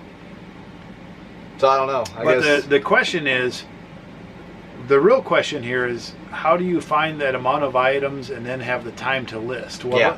the second part of that question is, how do you have the time? I don't Well, know if they said time in there, but how do you consistently have the amount of items that you list on a daily basis? yeah, just how do you have the amount of items to list? But consistently have that Yeah. amount of items to list. Okay. yeah. Okay. Well, like I Yeah. said, I ain't the sharpest knife in the drawer. I'm more like a I'm the sharpest stick in the forest. like a hammer. Yeah, a really sharp hammer. Use a hammer to cut that tree down. I'm the sharpest hammer in the toolbox. I love sitting outside and hearing the woodpecker Yeah. go after bugs in the trees. I'm more like a woodpecker. I'll just I'll hammer that tree down instead of sawing it. I don't care. There you go. But anyway, Yeah. Where do we find any items? We go out in the field, we pick, we are out there quite a bit of time throughout the days of the year. well, it's less and less and less every year. Yeah, we've been doing it for a lot of years. And some of that I don't like, because the old days have a certain fun and nostalgia. Mm-hmm. And that's, I think, why we go on those 2 or 3 day junk jaunts, Oh yeah. and treasure hunts where we go to these places and we just sift through all kinds of stuff to find the goodies. Yeah. We've narrowed it down. We go a few places and we just load up. Yep. That's it. But in the Build contacts. Yeah. Figure out where to buy stuff for a good price in bulk. That's the way to do it. in the old days, I told this story on a vlog not so long ago. We would leave at our time, 5 a.m. Mhm. We'd go to Denver. We'd go to the flea market. Then we'd go to the thrift stores. We'd try out a few places we'd never been. Mhm. We'd have our whole cycle. We would not get home until like 2 or 3 in the morning. We did this every week. Every week. Is the grind for sure. Yeah. Yeah, so before we had this crazy amount of items, we got the same amount of items, but they were a lot harder to find. Yeah. And we figured out how to do that also. Yeah, we got sick of that. So you can do it any way you want, but Yeah, so it used to be a lot more time invested per item. Mhm. Now, I really can buy more than we can list. We have the fire hose and we can turn it on and off at will. Well, and if we lose the fire hose, Mhm. we can go all the way back to the Exactly. beginning and do it again. And we'll be smarter. And we'll be smarter, but they're really, Mhm. okay, we live out in the middle of nowhere. Yep. And we're willing to travel, but we figured out how to find more items than we could ever list. Yep. You can do the same thing. Yeah, well, it's interesting. I know that we have this fire hose now, but even back in the day, I remember we used to say we can go to any town and we can fill the van. I mean, that's just crazy looking back at that and thinking, well, wow, we used to be able to find more than we enlisted, and we still can find more than we enlisted. I mean, it's the same So, thing, less time invested. We talk to people, Mm-hmm. we tell them what we're looking for, Yep. we're friendly, we're trustworthy, Mhm. we got money, we got a big van, let's fill it up. Half the time we don't know how we get half the stuff we get, but we end up with It it. works out. It does. And we're persistent, Mm-hmm. and well, you know, I'm really not a big fan of Arnold Schwarzenegger, Mm-hmm. but he used to work out in his gym and he used to get huge. Mhm. He was a huge guy in his early days. Oh, yeah. Crazy. You know, not going to go into it all, but he used to say, when I'm in my own gym, I am willing to puke. I don't know. He used to puke. He would work out till he puked. Mhm. We're willing to do whatever it takes. Yeah, that's it. And I don't know, remember exactly, but I think I shut the van door on your thumb one time. That was a long time ago, yeah. I mean, we've stuck the van in the mud and had to walk a mile with all our shit on us in the rain. Yeah. Trying to get to the highway so Like two big my wife blast could pick protected us up. lights and I mean, stuff. Yeah. we're willing Crazy. to do whatever it takes. Mhm. You know? The Crazy Picker life wasn't named that Oh, just because my we gosh. just sit around and have stuff delivered to us on a silver platter. Right. Who knows? I don't know what some Right. people's like looking at. I mean, we've hunted stuff because it's dark, either before it got light or after it got dark with a flashlight. Yep. Whatever it took. Yep. So it. you got to do whatever it takes to get to where you want. Stuff out there, you can find it. You just have to think, think outside the box. I guess you could say. Whatever your fears are, you need to face them. Right? Yeah. 'Cause we faced them. Mm-hmm. Seen other people who get the same amount of items we do. The state liquidators, the wholesale We run into buyers. them. I mean, there's other ways to get a large amount of items. If we are in an isolated case and we just have like the lucky stick, I mean, anybody can do it. No, we've done it consistently Yeah. for, That's it. in one way or another, for 7 or 8 years. Yeah. Consistently. Mhm. Never do we go. We've always figured out how to get a fire hose in here. I mean, at the start we were buying for this pawn shop, and this pawn shop had a bunch of stuff coming in. We figured out what we can resell there, and that was where we started. And we're buying 100 items a Yeah. month from them. There's It's crazy. I'll sum this up. There's Mhm. plenty of room towards the top, but you have to be willing to give what it takes to get there. Yep. Okay. And I can't really spell that path out because if you watch It's a- our path, it's a different path. a lot of people would fall off of it. It's a pretty windy, crazy path. I mean, it's not necessarily a road. You're kind of going off-roaded. You got to learn it. Mhm. You know, Gotta It's learn the way to the honey hole. If experiential. you've Oh seen my like the mouse gosh. working his way through the trap or the maze or whatever, Right. to get to the cheese. Once he gets it down, he goes back and forth. But at the first one, he's just kind of looking around each corner, trying to figure out where to go. Do you think perhaps it's time to invest in better inventory management system to eliminate the reship and unlocatable inventory issues? At a minimum, perhaps assigning items a SKU and location in a spreadsheet for each item. But even better, moving to a scannable barcode-based pick and ship setup would make end-of-year inventory counts and taxes easier too. Yes, in a perfect world with unlimited capital and unlimited space and people who have been trained and educated and everything else, but in my world, it's going to operate like this. Let's bring out $1 million loan and go get an AI from Amazon that's a robot and catalogs everything for us. That would be the way to go. Listen, when I was running my family business, we went from a home business to a location with a little dinky 1,000 square foot store. We then leased 7,000 square feet, and we had a store with like 5,000 items in it. And I cobbled together some sort of a network from my back office to 2 point of sale terminals out there.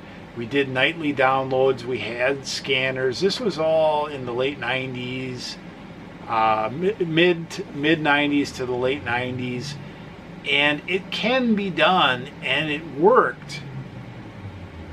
But it had plenty of daily issues. Mm-hmm. It had plenty of times, like the time we were a DOS system that ran fine, but I wanted to upgrade to the newest Windows GUI GUI system 3.1 and or whatever. the computers were not up to it, and the speed of it ground us to a halt. Somebody would come and check out with 6 items, and it would take 20 minutes, and my store manager flipped out, and the customer ran out, and I had to backtrack and go back to the DOS system because it was actually usable. Mm-hmm. So yes, when you see these pretty companies with their franchise locations and big budgets and yeah, it's great. Mm-hmm. But the real world, down and dirty, grind it, whatever, at our level, it ain't happening. Yep. It ain't worth it. You have a fairly good system, and that's about where it's at. I don't have skills from one end to the other, nor do I have this, I don't have unlimited time. I don't want to work 18 hours a day. Mm-hmm. Even the dude from Storage Wars, good grief, he must be selling $1 million, $2 million a year of stuff through his store and all that. He says he works 18 hours a day. He's also 40, mm-hmm. not 50, and he has 1 child. Fine. It ain't happening. Mm-hmm. I'm not that dedicated. Yeah. So I've seen big businesses that work with them, and some that are on the other side of the spectrum. They're just complete big pile of who knows what, and then work somewhere in the middle there. And I think our system works okay. No, I mean, I get it. It. I'm an engineer by trade. I get it. There are time savings and things like that, but it's no piece of cake. Mm-hmm. My wife's business, she works for a company that this is one location, and they have maybe pushing 20 locations, 200 employees, Mm-hmm. and they a few years back went to a paperless system, and then the power goes out, and the computers go out, and they all go home. Mm-hmm. I mean, there's no free lunch. They had to invest in a 5-person dedicated IT department. It's endless. Yeah. It's endless. There's no free lunch with that stuff. So, we're doing little tweaks, little things here, little things there. Yeah, and the interesting thing is I think it almost works with a smaller business, and then it works with a huge business. There's this middle ground there where it becomes a bit unmanageable in a way, where it's too much. It's more time than it's worth, and it's, I don't know. That's just my opinion, at least. Yeah. I mean, there's some people, if they're, I don't know, Octiva, that catalogs all your items, and then they're all happy and whatever, but you have 100 or 200 items listed, which that's fine. But I think there's different ways that work for different people. Every single day I have to direct my energies in certain ways, and a lot of times it's what's needed, but in a lot of times I make decisions on where I want to spend my time too. And I spent too many hours and too many brain cells trying to set up that stupid point of sale system, and I got it where I wanted it, but it almost killed me. I'm not interested in that. Why don't you use Google Hangouts or other digital messaging system, even text messages, instead of hot potato? If you are at the computer, you are online, so you can either just message Wheeler or copy and paste a direct link to the question. Explained it. No printing the question and having multiple people handle it. Yeah, the real item, like actually going and fetching an item for me to answer a question on, is probably the biggest thing I've come out with on that whole thing too. Yeah. That's it. Well, there's theory and there's practice. And sometimes the old way actually works. I don't know if I can come up with another way to do it, but a few years ago, I went out on the court, the basketball court at 47, 48, and the kids these days, when they watch the basketball, they got all this idea on how to play the game. And because of the 30-year difference, I took the kids down the court and dunked on them. It was an 8.5-foot hoop, but they did all this showy stuff, whatever. Old Wheeler still can go down and dunk on the kids, and they can say all day long, "Oh, he's 6'4", 200 pounds." We just want to do all this weird dribbling and shit like this. Ball handling. Yeah. Sometimes down and dirty gets it done, and it got it done that day. Yes. Yeah. Yep. So new isn't always better. Now, talk to me in 10 years, I probably won't be able to do it. Good stuff as always. You mentions... Yeah, I saw that. You mentions burglaries in the area. Do you have a good security and video cams in your house? I hope so. Keep up the great tips. Wish we had climate-controlled storage units in my area. Same here. Yes. We have burglar alarms. We have guns. Crazy fire. We have video camera surveillance. We have neighbors. We have neighbors with dogs. We have neighbors with guns. We have these guns. Kind of like the Wild West out here. It is the Wild West. So, even so, we have 5% of our population out here that is lazy as shit, and we have people that are open books, good people. They'll talk to anybody. They'll tell you anything. Things are laid back and loose out here, and so it's all relative, but there are people that take advantage of that. I would not recommend anybody, and I would tell this to people in our neighborhood or whatever, I wouldn't recommend anybody coming in here and trying to steal my camera. Yeah. So I'm not worried. And I'm a nice guy, but yeah. Yay, dealer finally got the haircut to match his drill sergeant personality. They did this flat cut. That's what you need. I gotta get one of those. That'd be really crazy. Obviously, you don't have 6 kids who are dynamic, intelligent, athletic, hungry, happy, crazy, religious, yep. Homeschool, growing. You do need to be a drill sergeant at times. What, you want to be some soft blankety blankety blankety blank? What do you think? Yeah. Old soy boy ain't gonna get it done. Yep. And the haircut thing is like this. I could go to a stylist and pay 12, 15, 20, 40 bucks.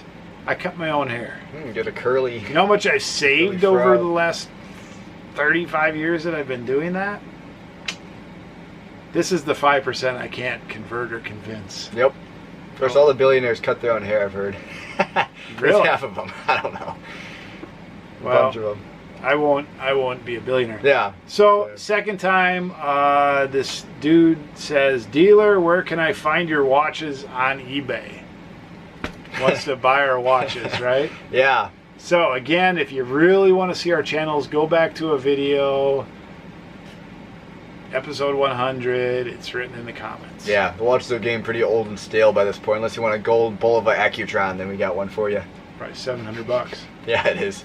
We need to sell that, darn That's it. what I'm saying. I thought it was going to sell quick. I don't get it. It had like 15 watches at first or 16 watches. Like, dude, just buy it. It's all profit. So Yeah, whenever we is. sell it, I don't get it, though. Whenever we sell it, we'll have a pizza. We bought a lot of Bulova watches, and we didn't know any were gold. We didn't figure any were gold. We bought it home. We're like, this one's a gold watch, darn it. That's great. Right. All profit. Yeah. Oh, me. The real unanswered question. How many of these sales that went international would have been bought at some point by someone domestically at a similar price with less of a headache? The more complexity you introduce by having to make individual decisions on buyers, their countries, their addresses, additional packaging, etc., the harder it is going to be to run and scale a business based on systems and policies. That was just the unanswered question. I mean, they pay extra shipping, so we have an extra $10 in there to cover all that, pretty much. Well, interestingly, a lot of the things, I could probably put the things that we sell internationally into two categories. Yeah. One, fairly inexpensive items that the person in whatever country just can't get readily. Mm-hmm. And then two, the rare and unique items. Rare, unique, high-end stuff goes internationally. Mm-hmm. And it doesn't sell for as much locally. No, definitely not. There's a reason we're listed on eBay and not Craigslist. Yeah. Right. So, yeah. You know, the headache, that's why we're able to sit here for 3 hours and make a video and not care. Yeah. Because we like it enough. Mm-hmm. So it's more of a headache than international sales. Look, there's a lot of jobs I had that were a bigger headache. Yeah. But, you know, a lot of people think efficiency. A lot of people think it's about making it easy. A lot of people want to eliminate the pain of this, that, and the other thing. Look, opportunity is where pain is. Opportunity is where stuff doesn't mesh all the time. Your comfort zone is not where you're going to have success unless you're, nobody has success in their comfort zone. Nobody's here sitting with their remote control in front of their TV making money. Here's the bloop button. You press the bloop, you get $1. Although this story, I'll share it, and I hesitate, but I was on the toilet with my phone today. And as I was sitting there, a $360 sale hit my phone. Yeah, that's it. So that pays for a lot of toilet paper. Mm-hmm. Spend it all on toilet paper. Have like this big barn full of toilet paper. Hey, I bought this for myself. At least, fill up the van or something. Yeah. $360. That would buy pretty much. Depending on if you get the cheap version. Or the dollar store and buy the 55-gallon drum of toilet paper. The velour version. Velour paper. Yeah. So,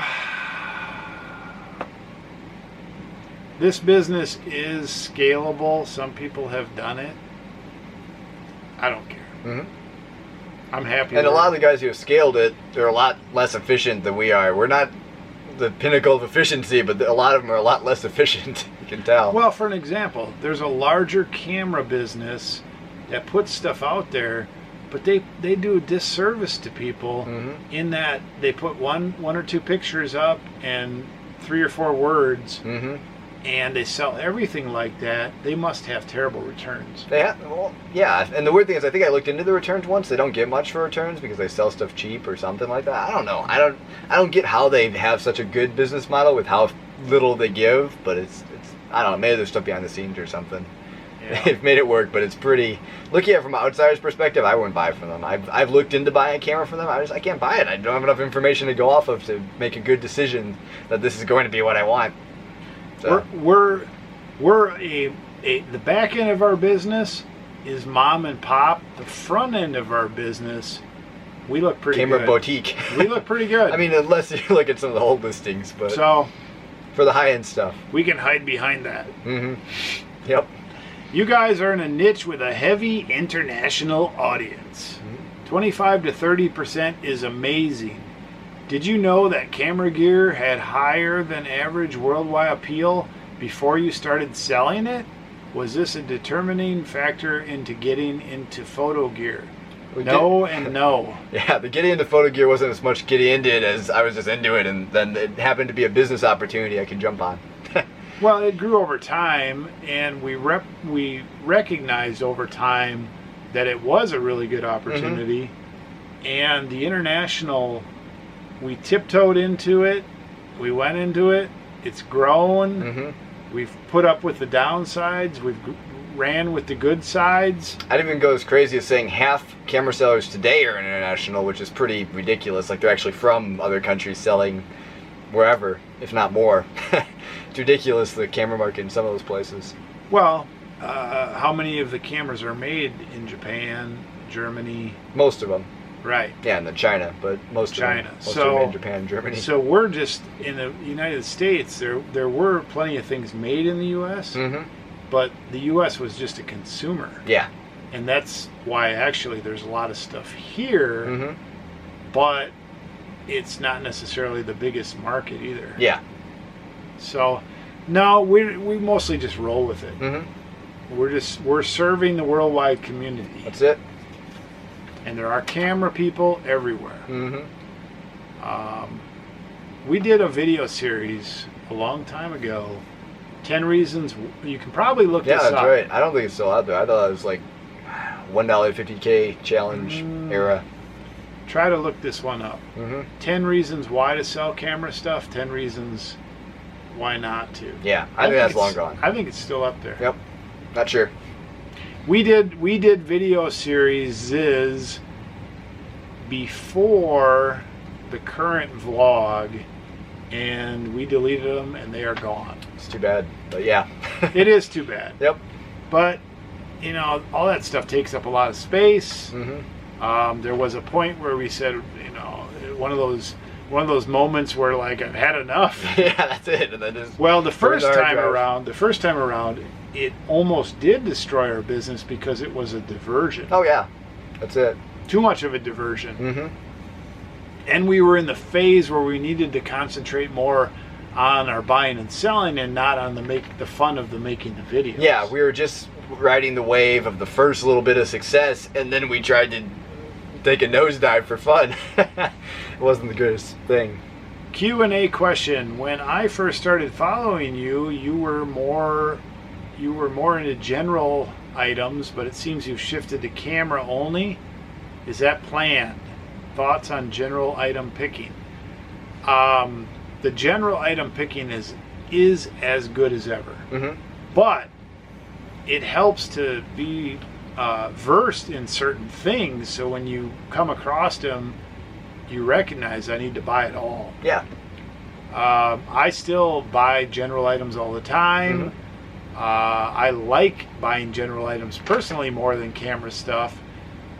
For us, we got so good, and by we, I mean you, and we're a team in a sense, but on the camera buying, we just found so many opportunities that we would be kicking ourselves if we didn't maximize that. That's it. You have to buy it all, and if you can't list it, you got to figure out how to list it. I mentioned in a video a few days ago that I said my plan is to get the other kids involved through the camera stuff, and I'm going to go buy the stuff I want. Yeah. But you can't necessarily always go buy the stuff you want if you don't do some things that make you money.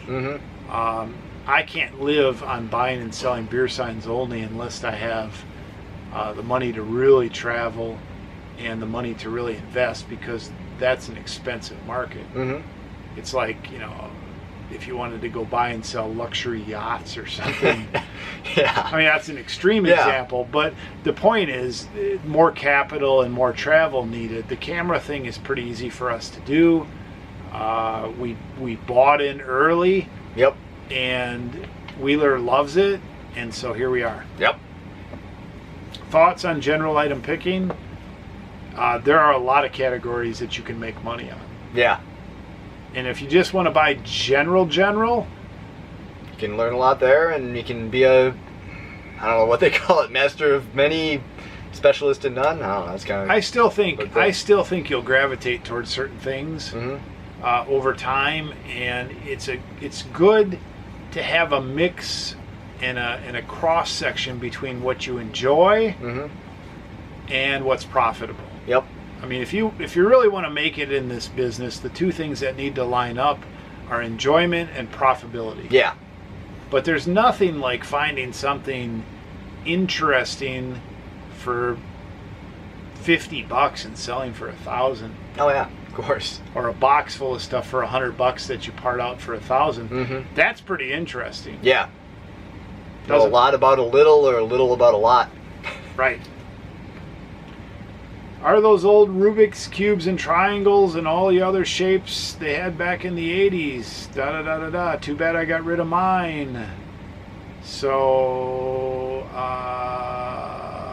somebody saw your Rubik's cubes. Yeah, well, it's too bad that you got rid of all those, because some of those are actually pretty rare, and I'm kind of collecting those right now, but it's besides the point. Yes, I do have a lot of Rubik's cubes and other types. There's a huge resurgence probably 2009, 2010, it really took off, but I mean, it started back in like 2000 and whatever, and now it's about the highest point it's ever been. So I kind of collect them, I also solve them. It's pretty fun. I don't know, there's a huge community behind it. I have quite a few. So you have a channel where you do cubing. You've almost got how many subscribers? 2,500 right now, but KS Cuber? Yep. That's it. So you do cube solves and pretty much immediately when I quit the vlog before, I still needed an outlet, so I went to that site for a while. How many Rubik's cubes do you have? Under 1,000, but I don't know how far under 1,000. Not by Really? much. Oh Not by gosh. much. Not by much. Under 1,000. Right around 1,000. How many sports cars do you have, Jay Leno? Under 1,000. Yeah, that's it. That's it. Okay, had to watch 1.5 times speed. I watched the vlogs at 2 times speed. I got you beat, buddy. Really? Do you really? Oh, of course. Wow. I mean, I watch my own videos at 2 times speed. I watch everybody's videos at 2 times speed. I'm not going to sit around You for that. young kids. So are you saying I talk too slow? Well, you talk slow enough where I can still understand 100% what you're saying at 2 times speed. I understand everything I'm saying at 2 times speed. So Okay, it so works. here's my question. Would you do the same thing when you're out picking? Would you talk to people at twice the speed? No, definitely not.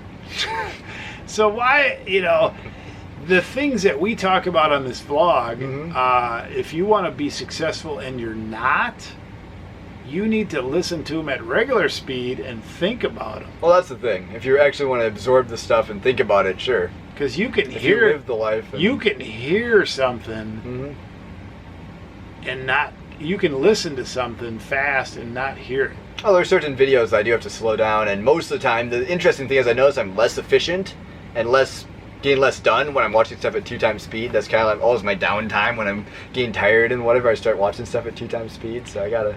So why would somebody say that? Beginning of the day, I'm always. Why would somebody It's say too long. That's what they're saying. They're insulting you at your video length. Yeah, I know there's an insult in there somewhere, but I'm just wondering why would somebody think that that's what they have to say? Yeah. Instead, I had to. I'd say I watched at 2 times speed because I can absorb so much more information in a shorter amount of time. I mean, I had to drink that beer at 1.5 times speed. Yeah. Whoops. Had to. I'm out with this dude, dudette, and they said to me, I have to watch you at 1.5 times speed. I'm out with them. I'm like, okay, I had to drink. I'm talking to you face to face. I had to drink this beer at 1.5 times speed how to it put would up with be. you. Somebody's going out running with you. How to insult somebody? Oh, I had to run at 1.5 Yeah, times speed. let's pick this up. Oh wait, no. Actually, I guess that means you're slow. Okay, well, whatever. I guess that means they're slow. They had to run at 1.5 times speed to keep up. Whatever. Whatever. Speed it up to 10 times. Why not? Go 10 times speed. I don't think you understand anything. Watch us in reverse. There you go. Yeah, there we go. Now we got it. We got subliminal 2 messages times in speed here. in reverse. We got subliminal messages. Yeah. Say whatever. Not getting naked. Why not? LOL. I thought that's what the whole vlog was about. Why you're not? Oh, I had some people say, why not? Yeah. I'm like, some people get it. Yeah. Some people get it. Oh my gosh. It's a joke, but still. It is. It's like the 1/2 speed thing. Guy with a subtle jab. I don't know. These were nice people. It's a borderline between a joke and a subtle jab, depending on who's leaving the comment. If I was just a squirrel or a woodchuck, it wouldn't matter. They don't wear clothes. Squirrel or woodchuck. It's funny. Where exactly? Now I put that part in there. Yeah. Where exactly did you source all this camera gear, and who did you talk to? And can you set an appointment up for me? Yeah, what's his phone number? Can I Wait a call minute. it in? Yeah. Where did you source all this camera gear? Question mark / Huh. Accumulators. Throughout the United States, we've made many contacts. We have accumulators. We buy from accumulators. That's it. You know, I was watching, again, I can't think of this big guy's name out in California. Yeah. Renee? Renee! Yep. This Storage Wars guy, and he has a YouTube channel, and somebody turned me on to that. And, you see him on Storage Wars, and you're like, is this real? How do you run your business? I see your store. I see your wife. Whatever. Mm-hmm. And then you get behind the scenes with him on YouTube, and you see some of the stuff he's doing and how hard he works and all these things like that. And you're like, okay, you stumbled on this stuff. And I'm watching this. Some of the stuff that he buys is like 100 times cooler than the most insane thing I thought I ever found in slot cars and models and stuff like that. And I'd like to say, where the heck did you get that? Yeah. But he ran into an accumulator of that kind of stuff, Mm-hmm. and the accumulator sold it, died, moved on, whatever. It ended up at auction, and he was there with the expertise and the money and the trigger finger that said, I'm ready to shoot this thing. Boom! Mm-hmm. And he bought that stuff, and it was insane. And anybody that watches that video and sees these boxes of slot car sets and individual slot cars from the 50s and 60s, brand new in package, and he's got boxes full of them and stuff like that. Anybody that appreciates that stuff shakes her head and goes, what the F? Mm-hmm. How the heck? Yeah. And of course, anybody that sees our picture of our storage unit with 500 boxes of camera stuff in it probably says the same thing. Oh, yeah. Well, I've only seen 10 cameras in the last year. Where the heck you find those? Right. Yeah, which again it comes down to, I mean, we can find the same amount of stuff whether we're buying that or not, but So it makes sense to be more efficient. It's a long way around, and the answer is, where do you find it? Well, you find it everywhere. Mm-hmm. But where do you find it at the level we find it at? Well, Just by finding it everywhere and then figure out where to find more. Yeah, we're not going to tell you. Yeah, that's the thing. I don't even want to go into general terms about it. That's it. No. We buy from an accumulator. Right. And someday it will end, Mm-hmm. and there's a reason that I'm leveraging myself, both time, money, and energy, to buy all I can, because someday it will end. Yeah. But when That's you it. find that honey hole, oh my gosh, you got to keep dipping Keep the coming ladle. back. I mean, Yes. the bees go back and forth and back and forth Yes. from Now the bear's honey hole. since we started camera stuff probably 8 years ago, Mm-hmm. we've probably found what I would call a honey hole probably 50 to 100 times. Yeah, we found 100 accumulations, but But when some you are find different sizes than others. Some are different sizes than others. And so we're dipping in there right now, Mhm. and we're giddy about it, but we're not so giddy that we're gonna have to answer the question, where did you source all this camera gear specifically? Give me come on over and take me there. Yeah. Hey, we all go on a field trip to your favorite camera place. Right. Yeah. Right. Fit. Right. Fit. You got to pay the dues. Mm-hmm. But the reality is it's out there. Mm-hmm. We used to think, before we found some of the current stuff that we found, we would find good stuff. We would find boxes of stuff, people that have a whole bunch of stuff, camera collectors, accumulators, a lot of stuff. We used to think, okay, someday we're going to find a storage unit where some stuff was put on pallets and we're going to pull it out of there and it's going to be like, woo! Yep. But the reality is that kept us going until we found something that was as good or better. Here's what we can say. We cracked the code at some point. We did. That's what it takes. Eventually, hopefully you'll crack the code in whatever. But the point is, if you crack the code, are you ready for it? Mm-hmm. So maybe it's not cameras for you. Maybe it's something else. Mm-hmm. There's a code for that too. Yep. But when the opportunity comes, are you going to maximize it? Are you going to have the money to maximize it? Yeah. Are you going to have the balls to maximize it? Are you going to ask the right questions? Are you going to be able to, articulate with a person? You got to sharpen all that stuff. Mm-hmm. You don't get that the first time. Yep.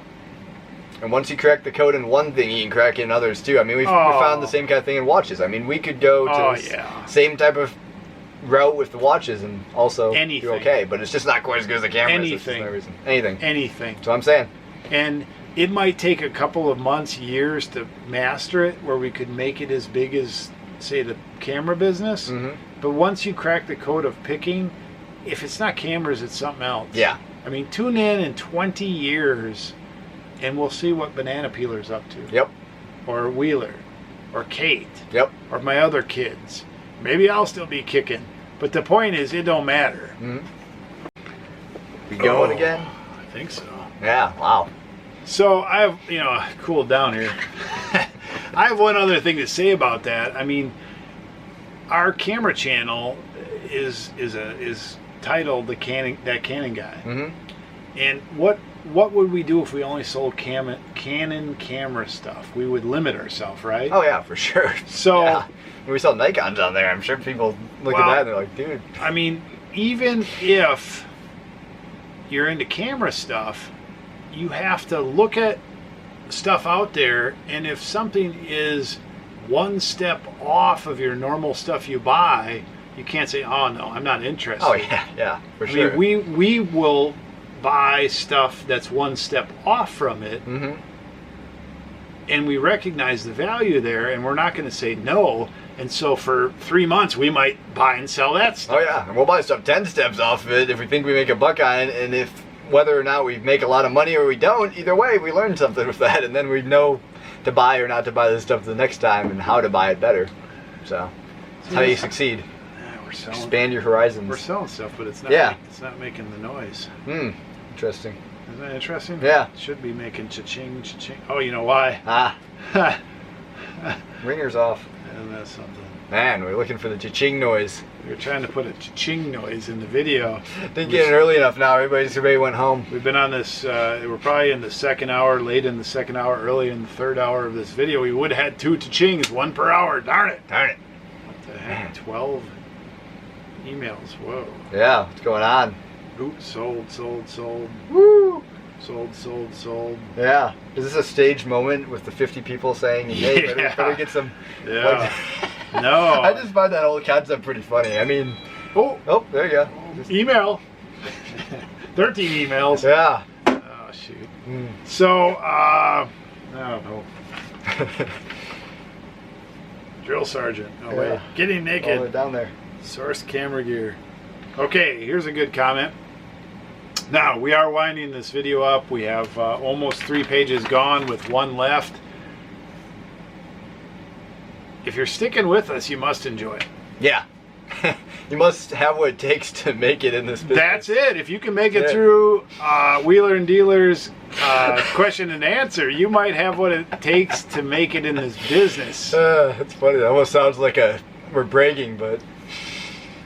Or it sort of sounds like we're pandering to our audience, but... I mean, the deal is, I don't know if you can tell, but we're passionate about buying and selling. No, we're not. We hate buying and selling. I mean, I'd rather be working McDonald's right now. I could talk stories and talk about questions and answers and comments about buying and selling. I could probably do this for 4 hours after this video is over. Well, you see it, the length of this question and answer. I mean, how many people put together a 3 pages of questions? How many people make a 3-hour question and answer session? So if you want to make Not it many. in this business, you need to be passionate enough about it. If you somebody, I don't remember when that came in, but I think it came in towards the end of my last run of videos when we were moving from the commercial location and we're losing our space and had to move home. I had a few videos where I was a little grumpy about the whole thing. Yeah. And they're like, you really don't enjoy what you're doing. I remember those. Yeah, that's hilarious. I'm like, did you watch any of my other videos? Oh my gosh, the move sucks is what we're saying. They're like, oh man, yeah, you need to get a job or something you enjoy. You're really... You hate your business? No, I hate moving. Bleeding from your ears. Who the heck sees this big thing? They're like, oh, I love to move. Let me move. Oh my gosh. It's not part of the business. Yeah. It's funny. We had some rough circumstances, and I'll be the first to admit, I am minorly theatrical on these videos, but if you really knew me, other than when I'm resting, I'm a little theatrical in life. Oh yeah, well, why not?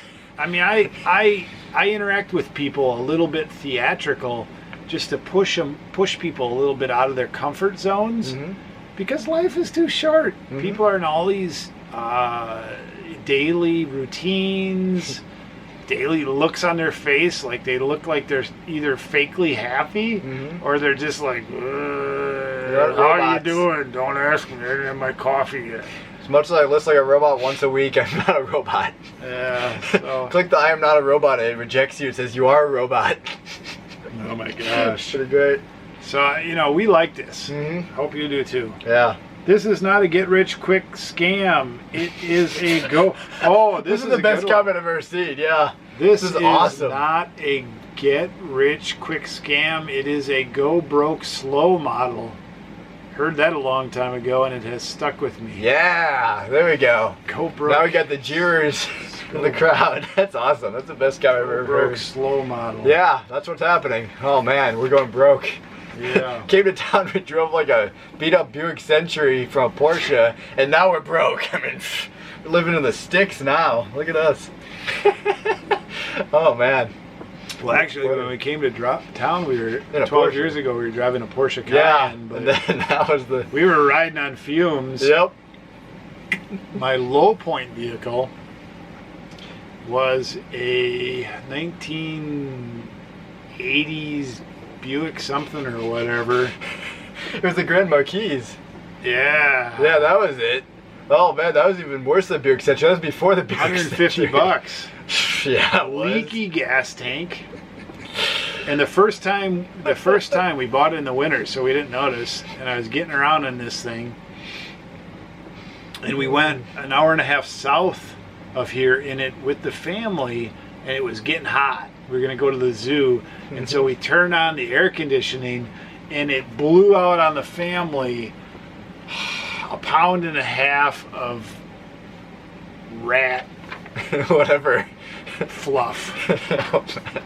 That's no, this is a go broke slow bot. We're worse than that now. I mean, oh man. So yeah. And we also didn't get rich quick. That's also stupid. Get rich quick scam. And so from that point, we've built it slowly but surely up.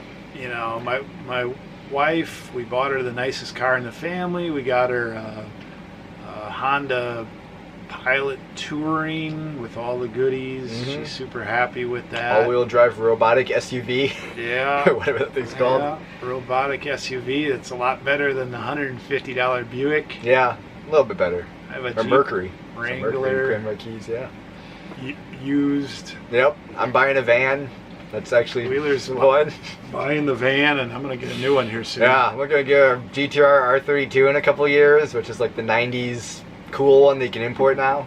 So Going pretty bad. I was actually broke minus about 100,000, and we've crawled and clawed our way back from that to a couple $100,000 in inventory, and a nice lifestyle and a good strong family.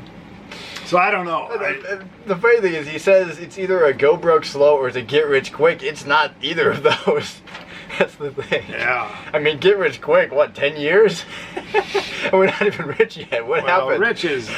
We're not rich. Yeah, I'm just saying. That's funny. And I never like us to get too comfortable because I always like the words get rich quick. That's just funny. If you treat this like a business and pick well, list often, it can be your own personal career. You can build it with a few other people. You probably can even build a real scalable business if that really is something that you want to do. I think that is not for everybody. Yeah. You can make it a retirement thing. You can make it a part-time thing. There's a lot that you can do with it. It's very flexible. A lot of people fail at it. Yep. Just like they fail at anything else. Not that a certain they person... don't approach it the right way. I mean, Well, there's ways to fail and there's ways not to fail. And it's how it works sometimes. I had a number of wins in business and in life before I came to this, and I was able to translate those into making this work. Yeah. And Wheeler will probably have some wins and losses in his life. If he had to do this without me, he probably wouldn't have the same result as we do now. So if you're at a different business knowledge level or a different risk level or a different experience level, you may need to go through those steps to hit some success. But certainly buying and selling can be a successful business. Yeah. Anybody who calls entrepreneurship, any of that sort of thing, a get rich quick thing is, I mean, out of their mind. Or just uneducated. I mean, they don't understand the whole thing. I mean, entrepreneurship is kind of like a crazy boat that goes up and down sometimes, but eventually once you hit it, you hit it. Well, you can make smarter and smarter decisions, and even with that, there's going to be good days and bad days. Yeah. But it's not get rich quick scheme done correctly, and it's not a get broke slowly scheme done correctly. No successful business is a get rich quick scheme. This is how it is. What do you do for health insurance? That is something people like us who run our own businesses need to think about, or I guess people who are contemplating going full-time need to consider. My health insurance for just my wife and newborn is over half what my mortgage payment is. Insurance is expensive, even more expensive if you don't get through your spouse's job. With as many people that you have in your family, I assume you get it through your wife's work, because otherwise you'd be paying at least $3,000 a month for health insurance. Okay, here is our specific plan. I, for the most part, like to live outside the health system. We eat well, we do vitamins. We had home births, we homeschool. I don't like the major medical unless somebody breaks an arm, things like that. So we self-insure, we self-educate, we exist mostly outside the system. Now, with that said, my wife does have insurance through work, and that covers all the catastrophic. There are other ways to do that. You can join like a pool of like-minded people out there, whether through church or other like interests. There's those type of things. I do not recommend, if you're completely self-employed, you're going to have to look into this depending on what you want to do. But you can go broke. It's really, there's a lot of mindset to it, and then you do need to cover the catastrophic. So that's where we live. Yep. Anything you want to add? I don't know. You don't know a lot about it. Yeah, that's it. Now, we have been blessed and fortunate. I don't know what people are going to think about this. Wheeler, you're 19. Absolutely none of my children have ever set foot in a hospital for anything. Yeah, I was hesitating mentioning that because I wasn't sure if you wanted to mention that or not. But if they needed it, Never even I been would to a take. I hospital. would take it. That's If they surprising. needed it, I would take them, and we Mhm. do have the coverage that if something happened, we would take care of it. Mm-hmm. We've almost went to the hospital once, but Kate sneezed the Lego out of her nose. Long time ago. We were all like ready to go. The car was started up, and it went. I think I got it with a needle now. Yeah, something happened there. I mean, we were trying that for hours, and then there you go.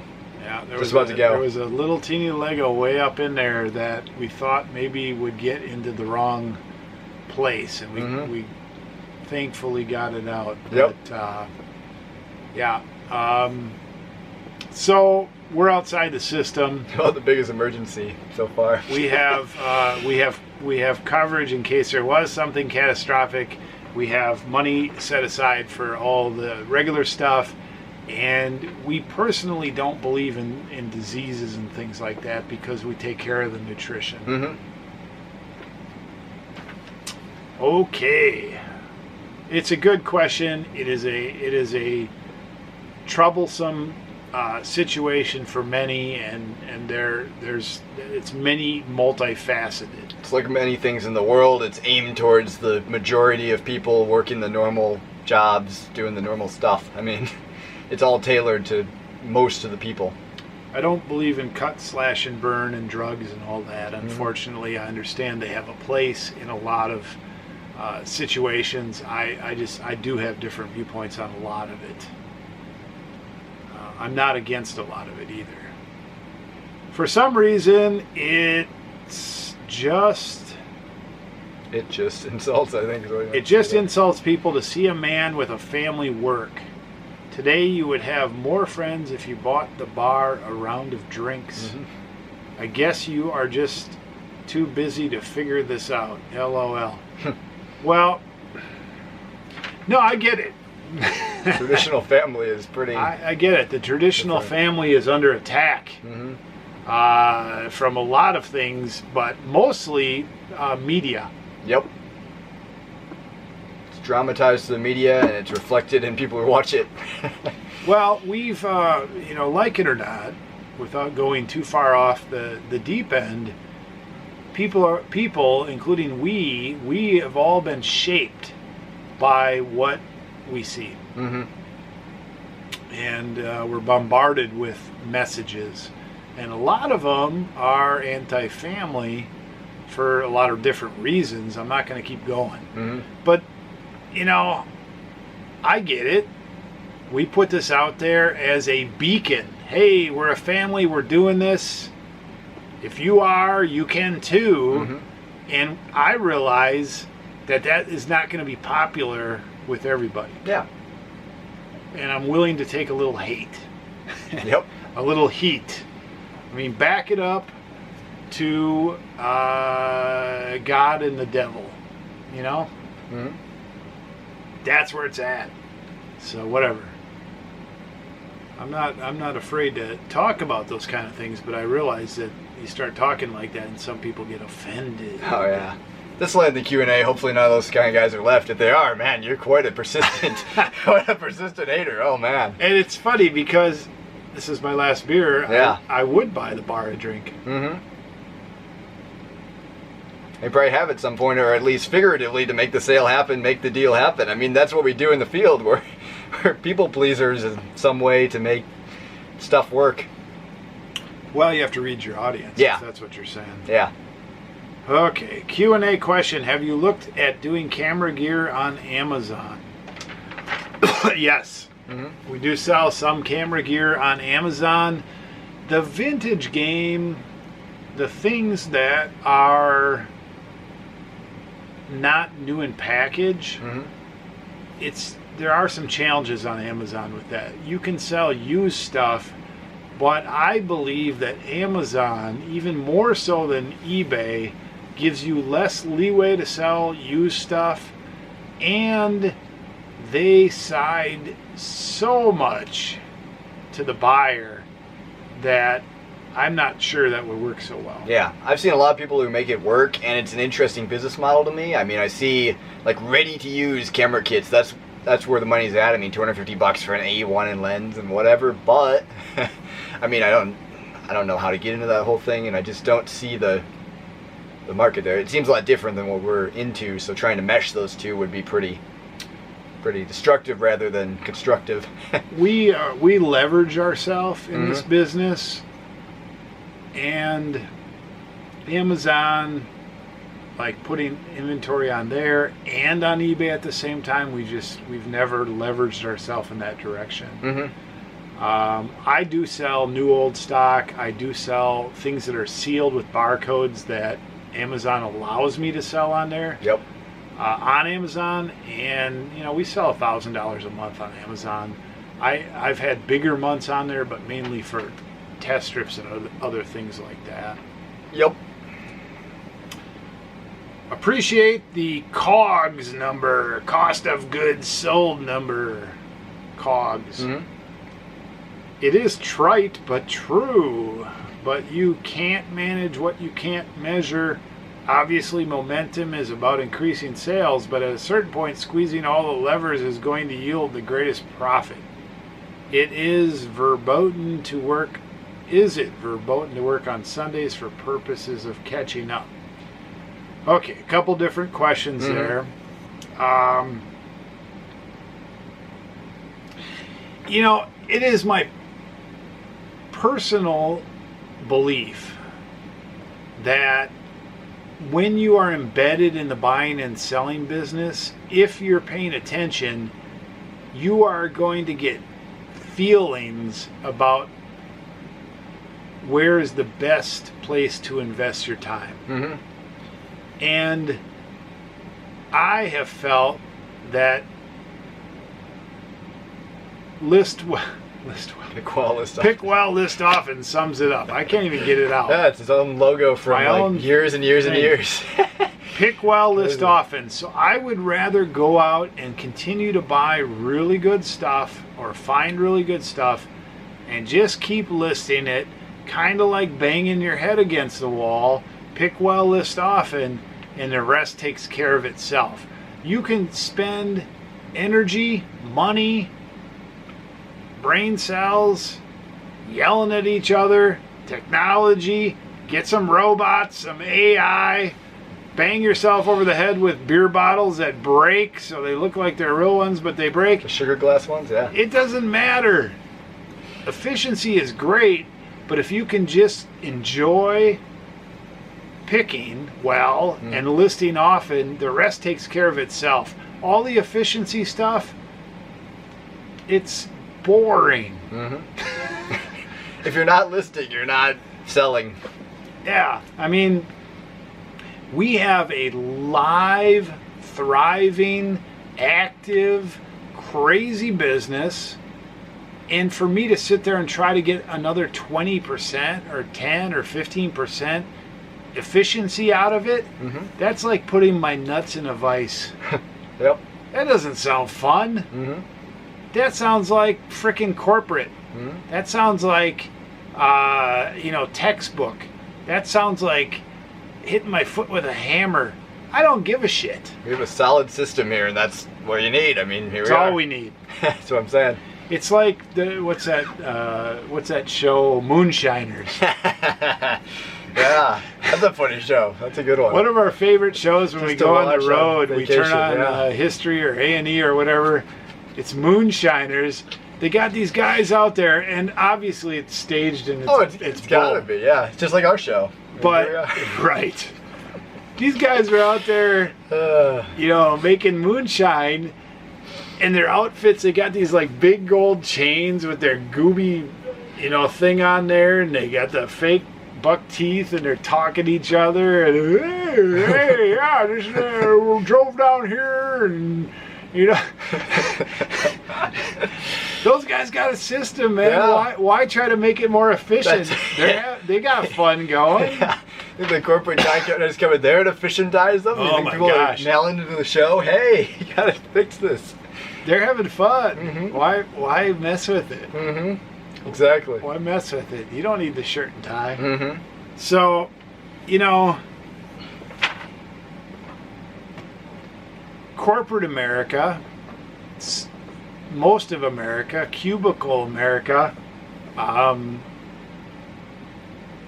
many government agencies, many banking agencies, many education systems, many healthcare systems, there are people that are mashing the numbers and trying to figure out how to make it work and put a square peg in a round hole and how to get the budget to work and all that stuff. Mm-hmm.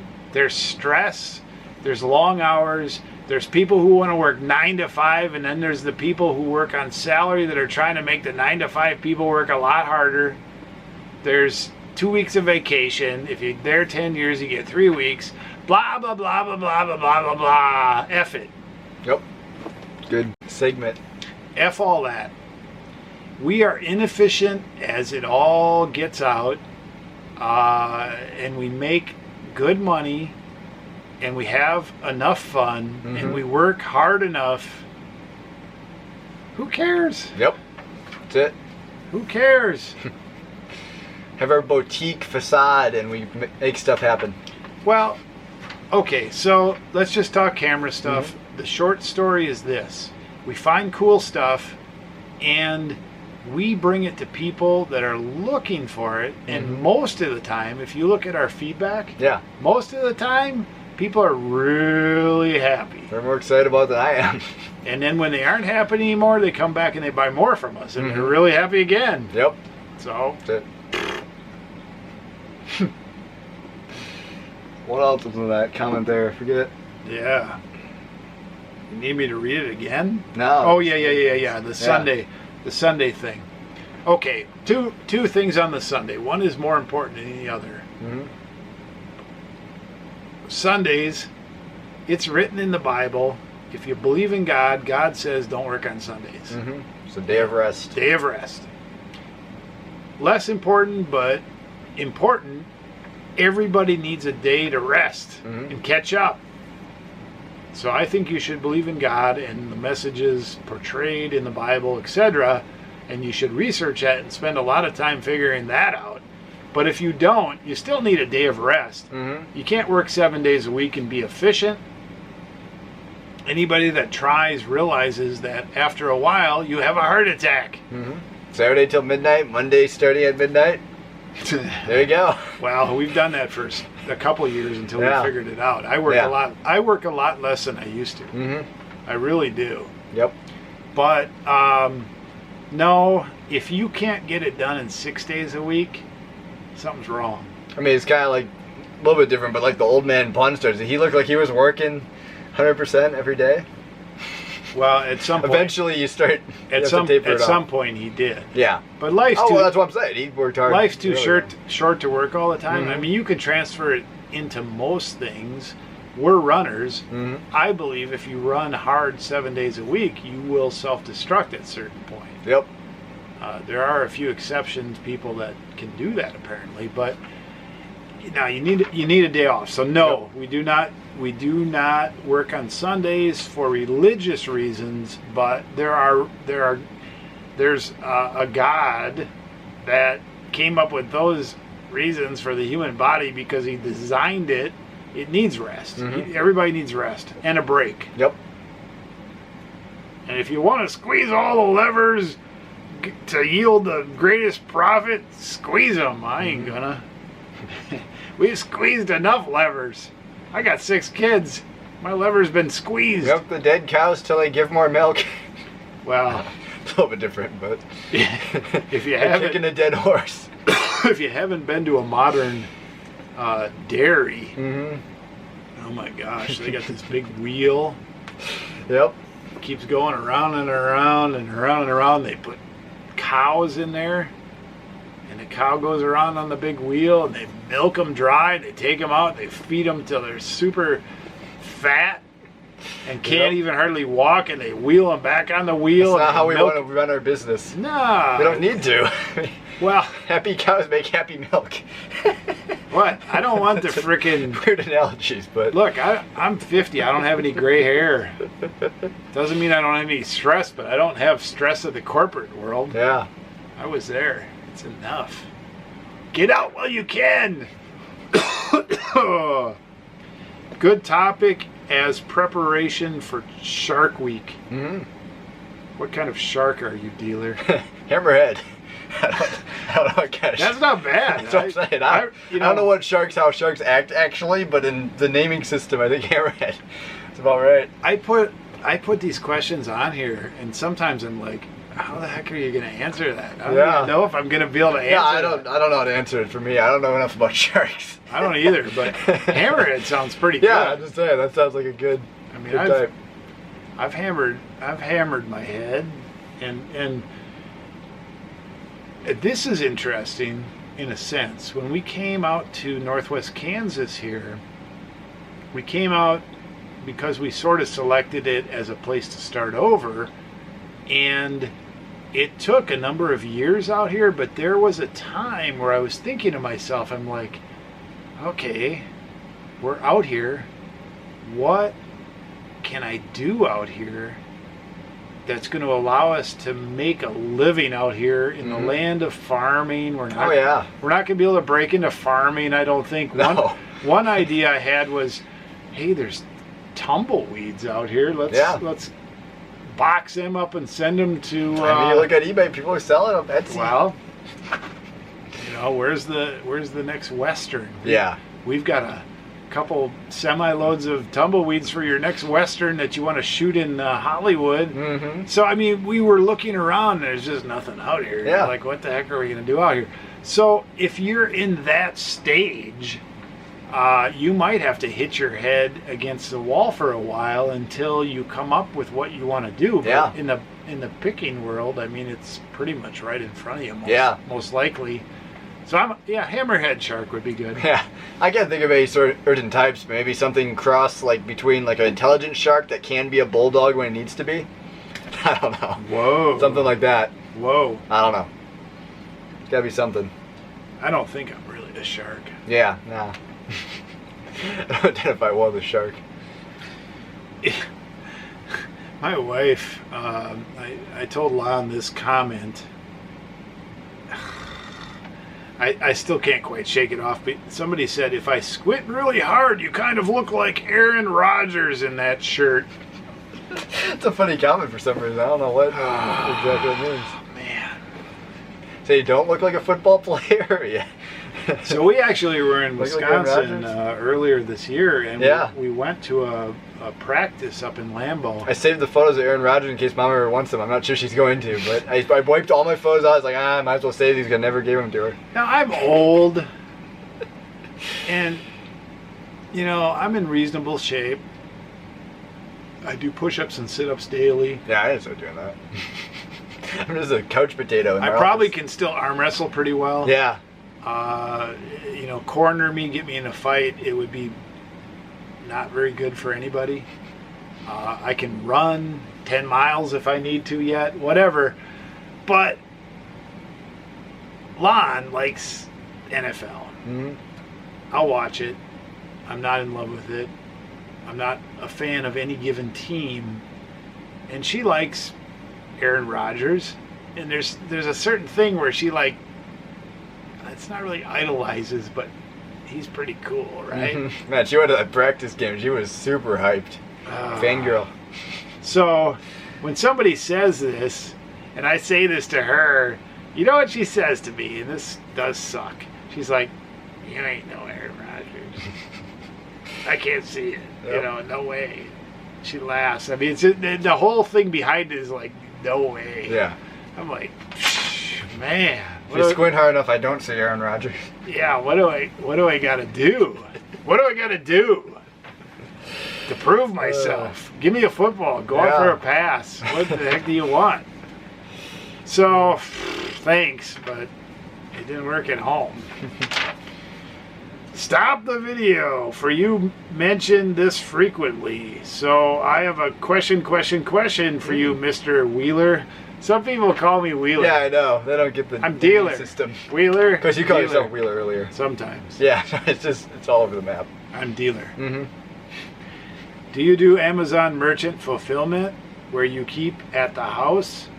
Isn't that what it's called? For I'm wanting to do that, for I have a lot of Brand new old stock. BNOS items from early 90s still sealed. Okay, well, no, we do not do Amazon Merchant Fulfilled. Amazon Merchant Fulfilled, I have never done it. There's plenty of videos, plenty of people who have done it. There's been like an exodus from it. There's been a lot of changes. I am not even that versed in it. Mm-hmm. I sell on Amazon, but I ship. Yep. I do not ship bags, pallets, boxes into Amazon for them to store it, for them to ship it. There's upsides, downsides. I don't do it. Sides, who knows? I don't do it. So if you want to do it, you need to go somewhere else to get some information on that. Good information on it. I think certain items would be really good to do that with. Mm-hmm. I think a lot of people lose their butts on it because of this. It's a storage cost. Yeah. It's a cost. So if your inventory is not moving fast enough, it's a cost. Yep. If your inventory is too fragile for those people to handle, you're going to have too much damage. It's a cost. Yep. So I came out of a previous business where we did ship stuff, and I feel comfortable shipping stuff. Yep. We ship. What type, model, camera do you use to take your eBay pics? Thanks, and keep up the great work. It's a really high-end camera. I use my iPhone. Yeah, it's a really good camera. I use my iPhone. I don't know what Kate does over there in the tent, but her pictures are really good. SX, I don't even know. One of the newer high-end Canon point and shoots. And it does a really good job. I lost track of all those. You know what it is? If you want to experiment with this, the lighting and your background make more difference. 100%. I tell everybody this. Use your phone. It's the best camera you have unless you have $300 to spend. And if you have $300 to spend, you really have to get into photography to really like your photos lighting better. And the lighting background. Is where it's at. Lighting is where it's at. Invest in the lighting. What camera do you use? 1DS Mark II with 50mm lens, a cheapo lens on Right. it. Old school pro camera. I mean, just average. Anybody can take the same photos with any sort of camera. Yeah. I'd take the same photos with any sort of camera. Oh my gosh, battery again. Yep. So in reality, though, it's the stuff you're selling. Mm-hmm. Pictures need to be okay or better, Mm-hmm. and your descriptions, and then you need to present the whole selling experience. Good lighting, tight enough on the subject, shows all the details. I used to take these really blurred out background artsy photos, and people dissuaded me from that, and now I've fixed that. So $10 cowboy boots, 270 pictures. I was a photographer first and a lister second. Yeah, for sure. Right. Now I've adjusted. We're gonna have to put another battery in and finish this up. Every single one of them. Everybody's into it. Darn, I'm out. Yeah. It means the show's about to end. The show is. I did notice it did bias to that side a little bit. I don't know why, but now it's framed back up from the last couple hours. Right. The show is about to end. The beer is gone. This is like a podcast or something. I mean, this is like a long podcast. This is like a full, crazy radio show. That's what it could be. Yes. The Wheeler and Dealer Show, also known as Q&A. Yeah, it's a marathon. Mm-hmm. Okay, camera. Really fast marathon. Camera. Okay, there's 2 questions left. Mm-hmm. Are you crazy? Yes. You can't gain momentum in the summer. Pick wildest often. Oh, man. Darn it. I forgot about that. Sorry. Oh, man. I guess we're screwed. Well. There's a joke, but it's funny. You can gain momentum in the summer. Sell different items? So, you know, when I present videos day by day by day by day, I'm not trying to create some sort of like artificial perception of momentum here when I'm showing the numbers, when I'm showing the sales and things like that. If you've watched the last 35 days of videos, or if you've joined us recently, maybe you should go back and watch them. You should be able to see hints and clues and things that show real momentum. We're gaining real momentum. And it is the middle of summer. Yeah. And we are in a market where there are hungry people if you have good things to sell. I mean, they're not buying garbage. No. Nobody buys garbage. There's definitely certain seasons that stuff sells better for us, but for the most part, we're a year-round business. I mean, stuff's always selling. Well, our best season is January through maybe April. Mm-hmm. And the other side of that, though, is if we are listing good stuff often, hard, getting it out there, it will sell any time of the year. It sort of actually relates to the adage that it's 5 o'clock somewhere with the beer thing. I mean, it's time to shoot photos somewhere in the world at all times. Somebody's ready to shoot and they want to buy something from us. So we are trying to gain momentum, and the funny thing is when we're done at the end of September listing, we may both have to take a pretty good break or at least slow down. A little bit, yeah. And we're missing our main selling season, but if everything sells before the end of the year, I guess we'll be all right. Oh, we'll be sucking. Oh, man, we don't have anything to sell this January. That sucks, darn it. Yeah. We sold everything already. Oh. Paid all those $1,000 sales days. Oh, darn it. Ray bought the Lambo. Can't return it now. Maybe dealer can retire early. Yeah. Okay. Wow. Oh, yeah. Oh, gosh. Why do I put these comments on here? I don't ignore hardly any of them. I read every comment. I try to respond to I'll respond to anything. I don't care. Whatever. Well, I don't respond online too much anymore because I get in too much trouble, and this is more fun. Yeah. Oh yeah, for sure. And somebody who's made this far, hopefully that. Whatever. Wow. That was some stream of consciousness coming out there. Mm-hmm. Ultimately good for the soul. Apparently. Question. No, not exclamation, smiley face. Is this how people are expected to end this journey, right? I guess. According to some people. Well, there you go. That's the last question for today. Thank you for watching. Like, subscribe. More of a comment, I guess. But this QAC show, the Quack Show. I put a lot of stuff out there. Here's the way I look at it. I've got a nice family, 6 kids, a nice, beautiful wife. I'm 50. I've got a home business. Day by day, we do what we do. What are you going to do? That's it. We're filming what we're filming. Here we are. We're live. That's it. If you like it, follow it. Otherwise, unsubscribe. There's no smoke and mirrors. I mean, if you don't like it, subscribe, and then don't ever hate our videos. Just watch them for some reason. Well, we are approaching 5,000 subscribers. We've been approaching that for years, right? Yeah. Seems like it. So, if you haven't subscribed, you could help us get there. Mm-hmm. Once I hit 5,000, that might be it. Yeah. I told Wheeler that the other Be day. the end. I mean, YouTube might just cut you right there. They're like, it's too many. Yeah. Try to upload your video. If this video could not be uploaded, you're too famous, too popular. I forget what the heck. When I came back and started uploading videos 35 days ago, there was a weird message about, we got to review your video. It's obviously there's some problems. Because it's new or whatever. It's back after a while. Back after new a while. System. They got to make sure you're still in their system. You're still part of the plan. Still legit. Yeah. Well, we don't do things normally here. We do not work within normal strata.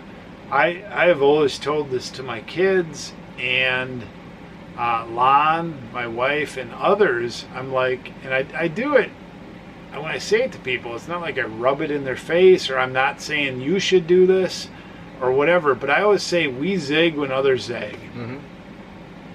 We zig when others zag. If the restaurant is busy on Saturday and everybody goes on Saturday and they're all excited about sitting around in the restaurant with a whole bunch of other sweaty people or they're on Tuesday getting shitty service because it's too busy, we go on Tuesday. Yep. We go on the day where it's not busy. Yep. I'll figure out a way to do that. Mm-hmm. Why not? It's always the advantage to zigging when others zag. Oh! There we go. The first cha-ching on camera. It's about time. That was way off camera. Nobody probably heard that. $39.99 Rapid Omega lens. There you go. Woo! Poor condition. Just listed them though. We sold both of them already. Banana peelers. Actually, we sold all 3 of them. We sold 3 of the Rapid Omega lenses. I listed those things like mid-range, but a little bit lower because I just wanted to move them and they're kind of bad condition. That's how it works. Banana peelers up to 12 orders for tomorrow. Yeah. Just gonna wake up and be all excited like, woo! Camera orders. Super. Yeah. So zig when others zag. I mean, that is one of the top 10 things that is on my radar when I get up in the morning. How can I zig when others zag? Yeah, I'm walking by somebody, I'm gonna zig if he's gonna zag, and that'll work. Instead of running into each other, we're gonna go different ways properly. It's gonna work. When we go out running, we run a couple miles, 4 miles, whatever we run. Sometimes you run by the smaller, they're not really feedlots, but there's the cows out there. Yeah. And you run by them and you're like 20 feet from them, and they got little calves and cows and sometimes bulls and all that. And you run by them and they all, at the same time, they all pull up their heads and they all look at you. And they look like they have something in their eyes, like they're trying to understand you. You can make little moo noises at them and all that kind of stuff. But they are the ones that zag. Mm-hmm. They all drink from the same watering hole. They all, stand in the same direction with the sun in the same way, the wind in their face on the same way. They're waiting for the tractor to come out with the feed. We don't do that. We zig when others zag. Yep. If you want to make it in the picker business, you can't pick and buy where 95% of the other people buy. Mm-hmm. Or you need to get there earlier before the 95% of the people get there. Yep. Or you need to find the deals that the other 95% of the people aren't getting. Yep. So look at that. All fits into the pick well part of the pick well list often. Be the 5%. Be a 5%er. Mm-hmm. Somebody asked me if I was a InfoWars 3%er. Yeah, I don't know what that means. Is that some sort of correlation or something? I don't know. Somebody saw my bumper stickers. Oh. You get those free when you buy stuff. Yeah. I only have 1 million of them. Yeah, I buy vitamins. I buy good vitamins. Yep. I'll race anybody, 50. Yeah. And if I don't win, I'll still buy you a beer. And then we'll have a beer mile. A beer mile, 0 wins, yeah. Okay, very good. Oh. That's about it. That was a pretty good stretch. Another thing is zigging when there's zag. Most people do a 10-minute Q&A. We're here 3 hours in. Yeah, who knows? Who knows? Who knows how many hours? How can you tell? Unless you have a running clock. We've had a running clock. Yeah. We had a running clock besides the camera. Yep. Because we didn't want to go too long. Yeah. What's too long? I mean, once you're past an hour, everything's the same. It's all long. Right. Disclaimers. These are our opinions. Do not do what we say. Doing so may cause extreme vomiting. You need like that 15-minute of random fast talk at the end of it. Yeah. Results may vary. Yeah, results may vary. That's a good one. These people shown on this video may have extraordinary results. Maybe CGI or AI. Just never know. Consult an attorney before doing anything. Consult an accountant and a bookkeeper. Yep. Don't vote for Hillary. Oh. Don't crazy picker life and drive, kids. Whatever they say. Yeah. Yeah. No animals were harmed making this video. Yeah. Only watch us in black and white. Yeah, well, what can we add? How can we stretch this out? We gotta get the YouTube ad revenue quick. We gotta make it to 10 minutes. Yeah, please rewind this video when you're done. Your book is due. It's overdue. Cook it 350 or higher. Put a internal thermometer in there to make sure that you cook the damn thing. It's really getting good. Please buckle your seatbelt. If you made it this far, Exits this way and this way. Yep. We are now departing on the crazy picker life. Yes. Please strap in for safety. Yes. Any limbs not inside the vehicle may be chopped off by lions. Please keep your ticket stub when leaving the park in case you need to re-enter. Korean stamp, yeah. Man. I'm sorry, you may be searched. Yep. This is the after hours with the crazy picker life. Don't bring any food or drink into the theater. Yeah. That's it. Prohibitive items need to be removed now. Yep. Please stay seated. And now going through a metal detector. Metal detected. See, you know, when you start going through that list of things that's subliminally in your head, this is the world we live in. Yep. Oh my gosh. Yep. If you're under 3, don't eat this Rubik's Cube. Don't put this bag over your head. You might die. Oh my gosh. I'm starting going through it now. I'm just thinking. We take all that made stuff. in China. We take all that stuff for granted. Yeah. You know, I mean, we take it all. Choking hazard, small parts. It's like an apple. Oh my gosh. Just eat it. Yeah. Groups of 8 or more will be charged 20% mandatory tips. Restocking fee may occur. Oh my gosh. Results are not guaranteed. People have died for using this product. Yeah. Those disclaimers, man. There's some good ones. It's terrible. It's terrible. Yep. Results may vary. Do not lift more than 150 pounds. Yeah, this package is too large. Handle with 2 people or more safely. Yeah. Do you have any? What do they say at the USPS counter? Liquid, perishable, or potentially hazardous. You have anything liquid, perishable, or potentially hazardous in that hat dealer? Whoa. Whoa, dude. I'll lose it. And that stool dealer? Too close to be at the end. And if you're sitting through this, man, you really are a fan. I mean, maybe you enjoy it. Maybe this is as good for you as it is for us. I don't know. Maybe there's like twins out there. There's doppelgangers. And here we are. People have been telling me that. Yeah, we are talking twins to our out there. They twins. send me to these video channels. Is that your brother dealer? Where's the Where's the somewhat out there crazy life? Where's the sane plicker life? The sane corporate life. Yeah. It's the opposite. Show me the sane corporate life. Oh man. Man, that suit looks good. You're going far out. Thanks for watching. Appreciate all your comments. I read them all, good or bad or ugly. I forget what I had. I had like, I don't know, leave elephant in the comments if you made this far or something. I had a good phrase. Yeah, leave us a comment that you made it all the way through. If you did, I like that. And you gotta come up with a word though, so they can leave that so you really know. I really would like to have more than 100 comments on this video and more than 100 thumbs up. So how about elephant farm? Pick well list often. Okay. Yep. Pick when if you're an elephant farm and you pick well. I know what listing would mean there, but don't pick up the. Yeah. I don't know. Thanks for watching. Thanks for joining me, Wheeler. Yep. We'll see you again on Monday Check for a me new out vlog. on my own channel for the 10-minute condensed content. All cameras, all technical. All Technicolor. Yes. Now in Technicolor. It is.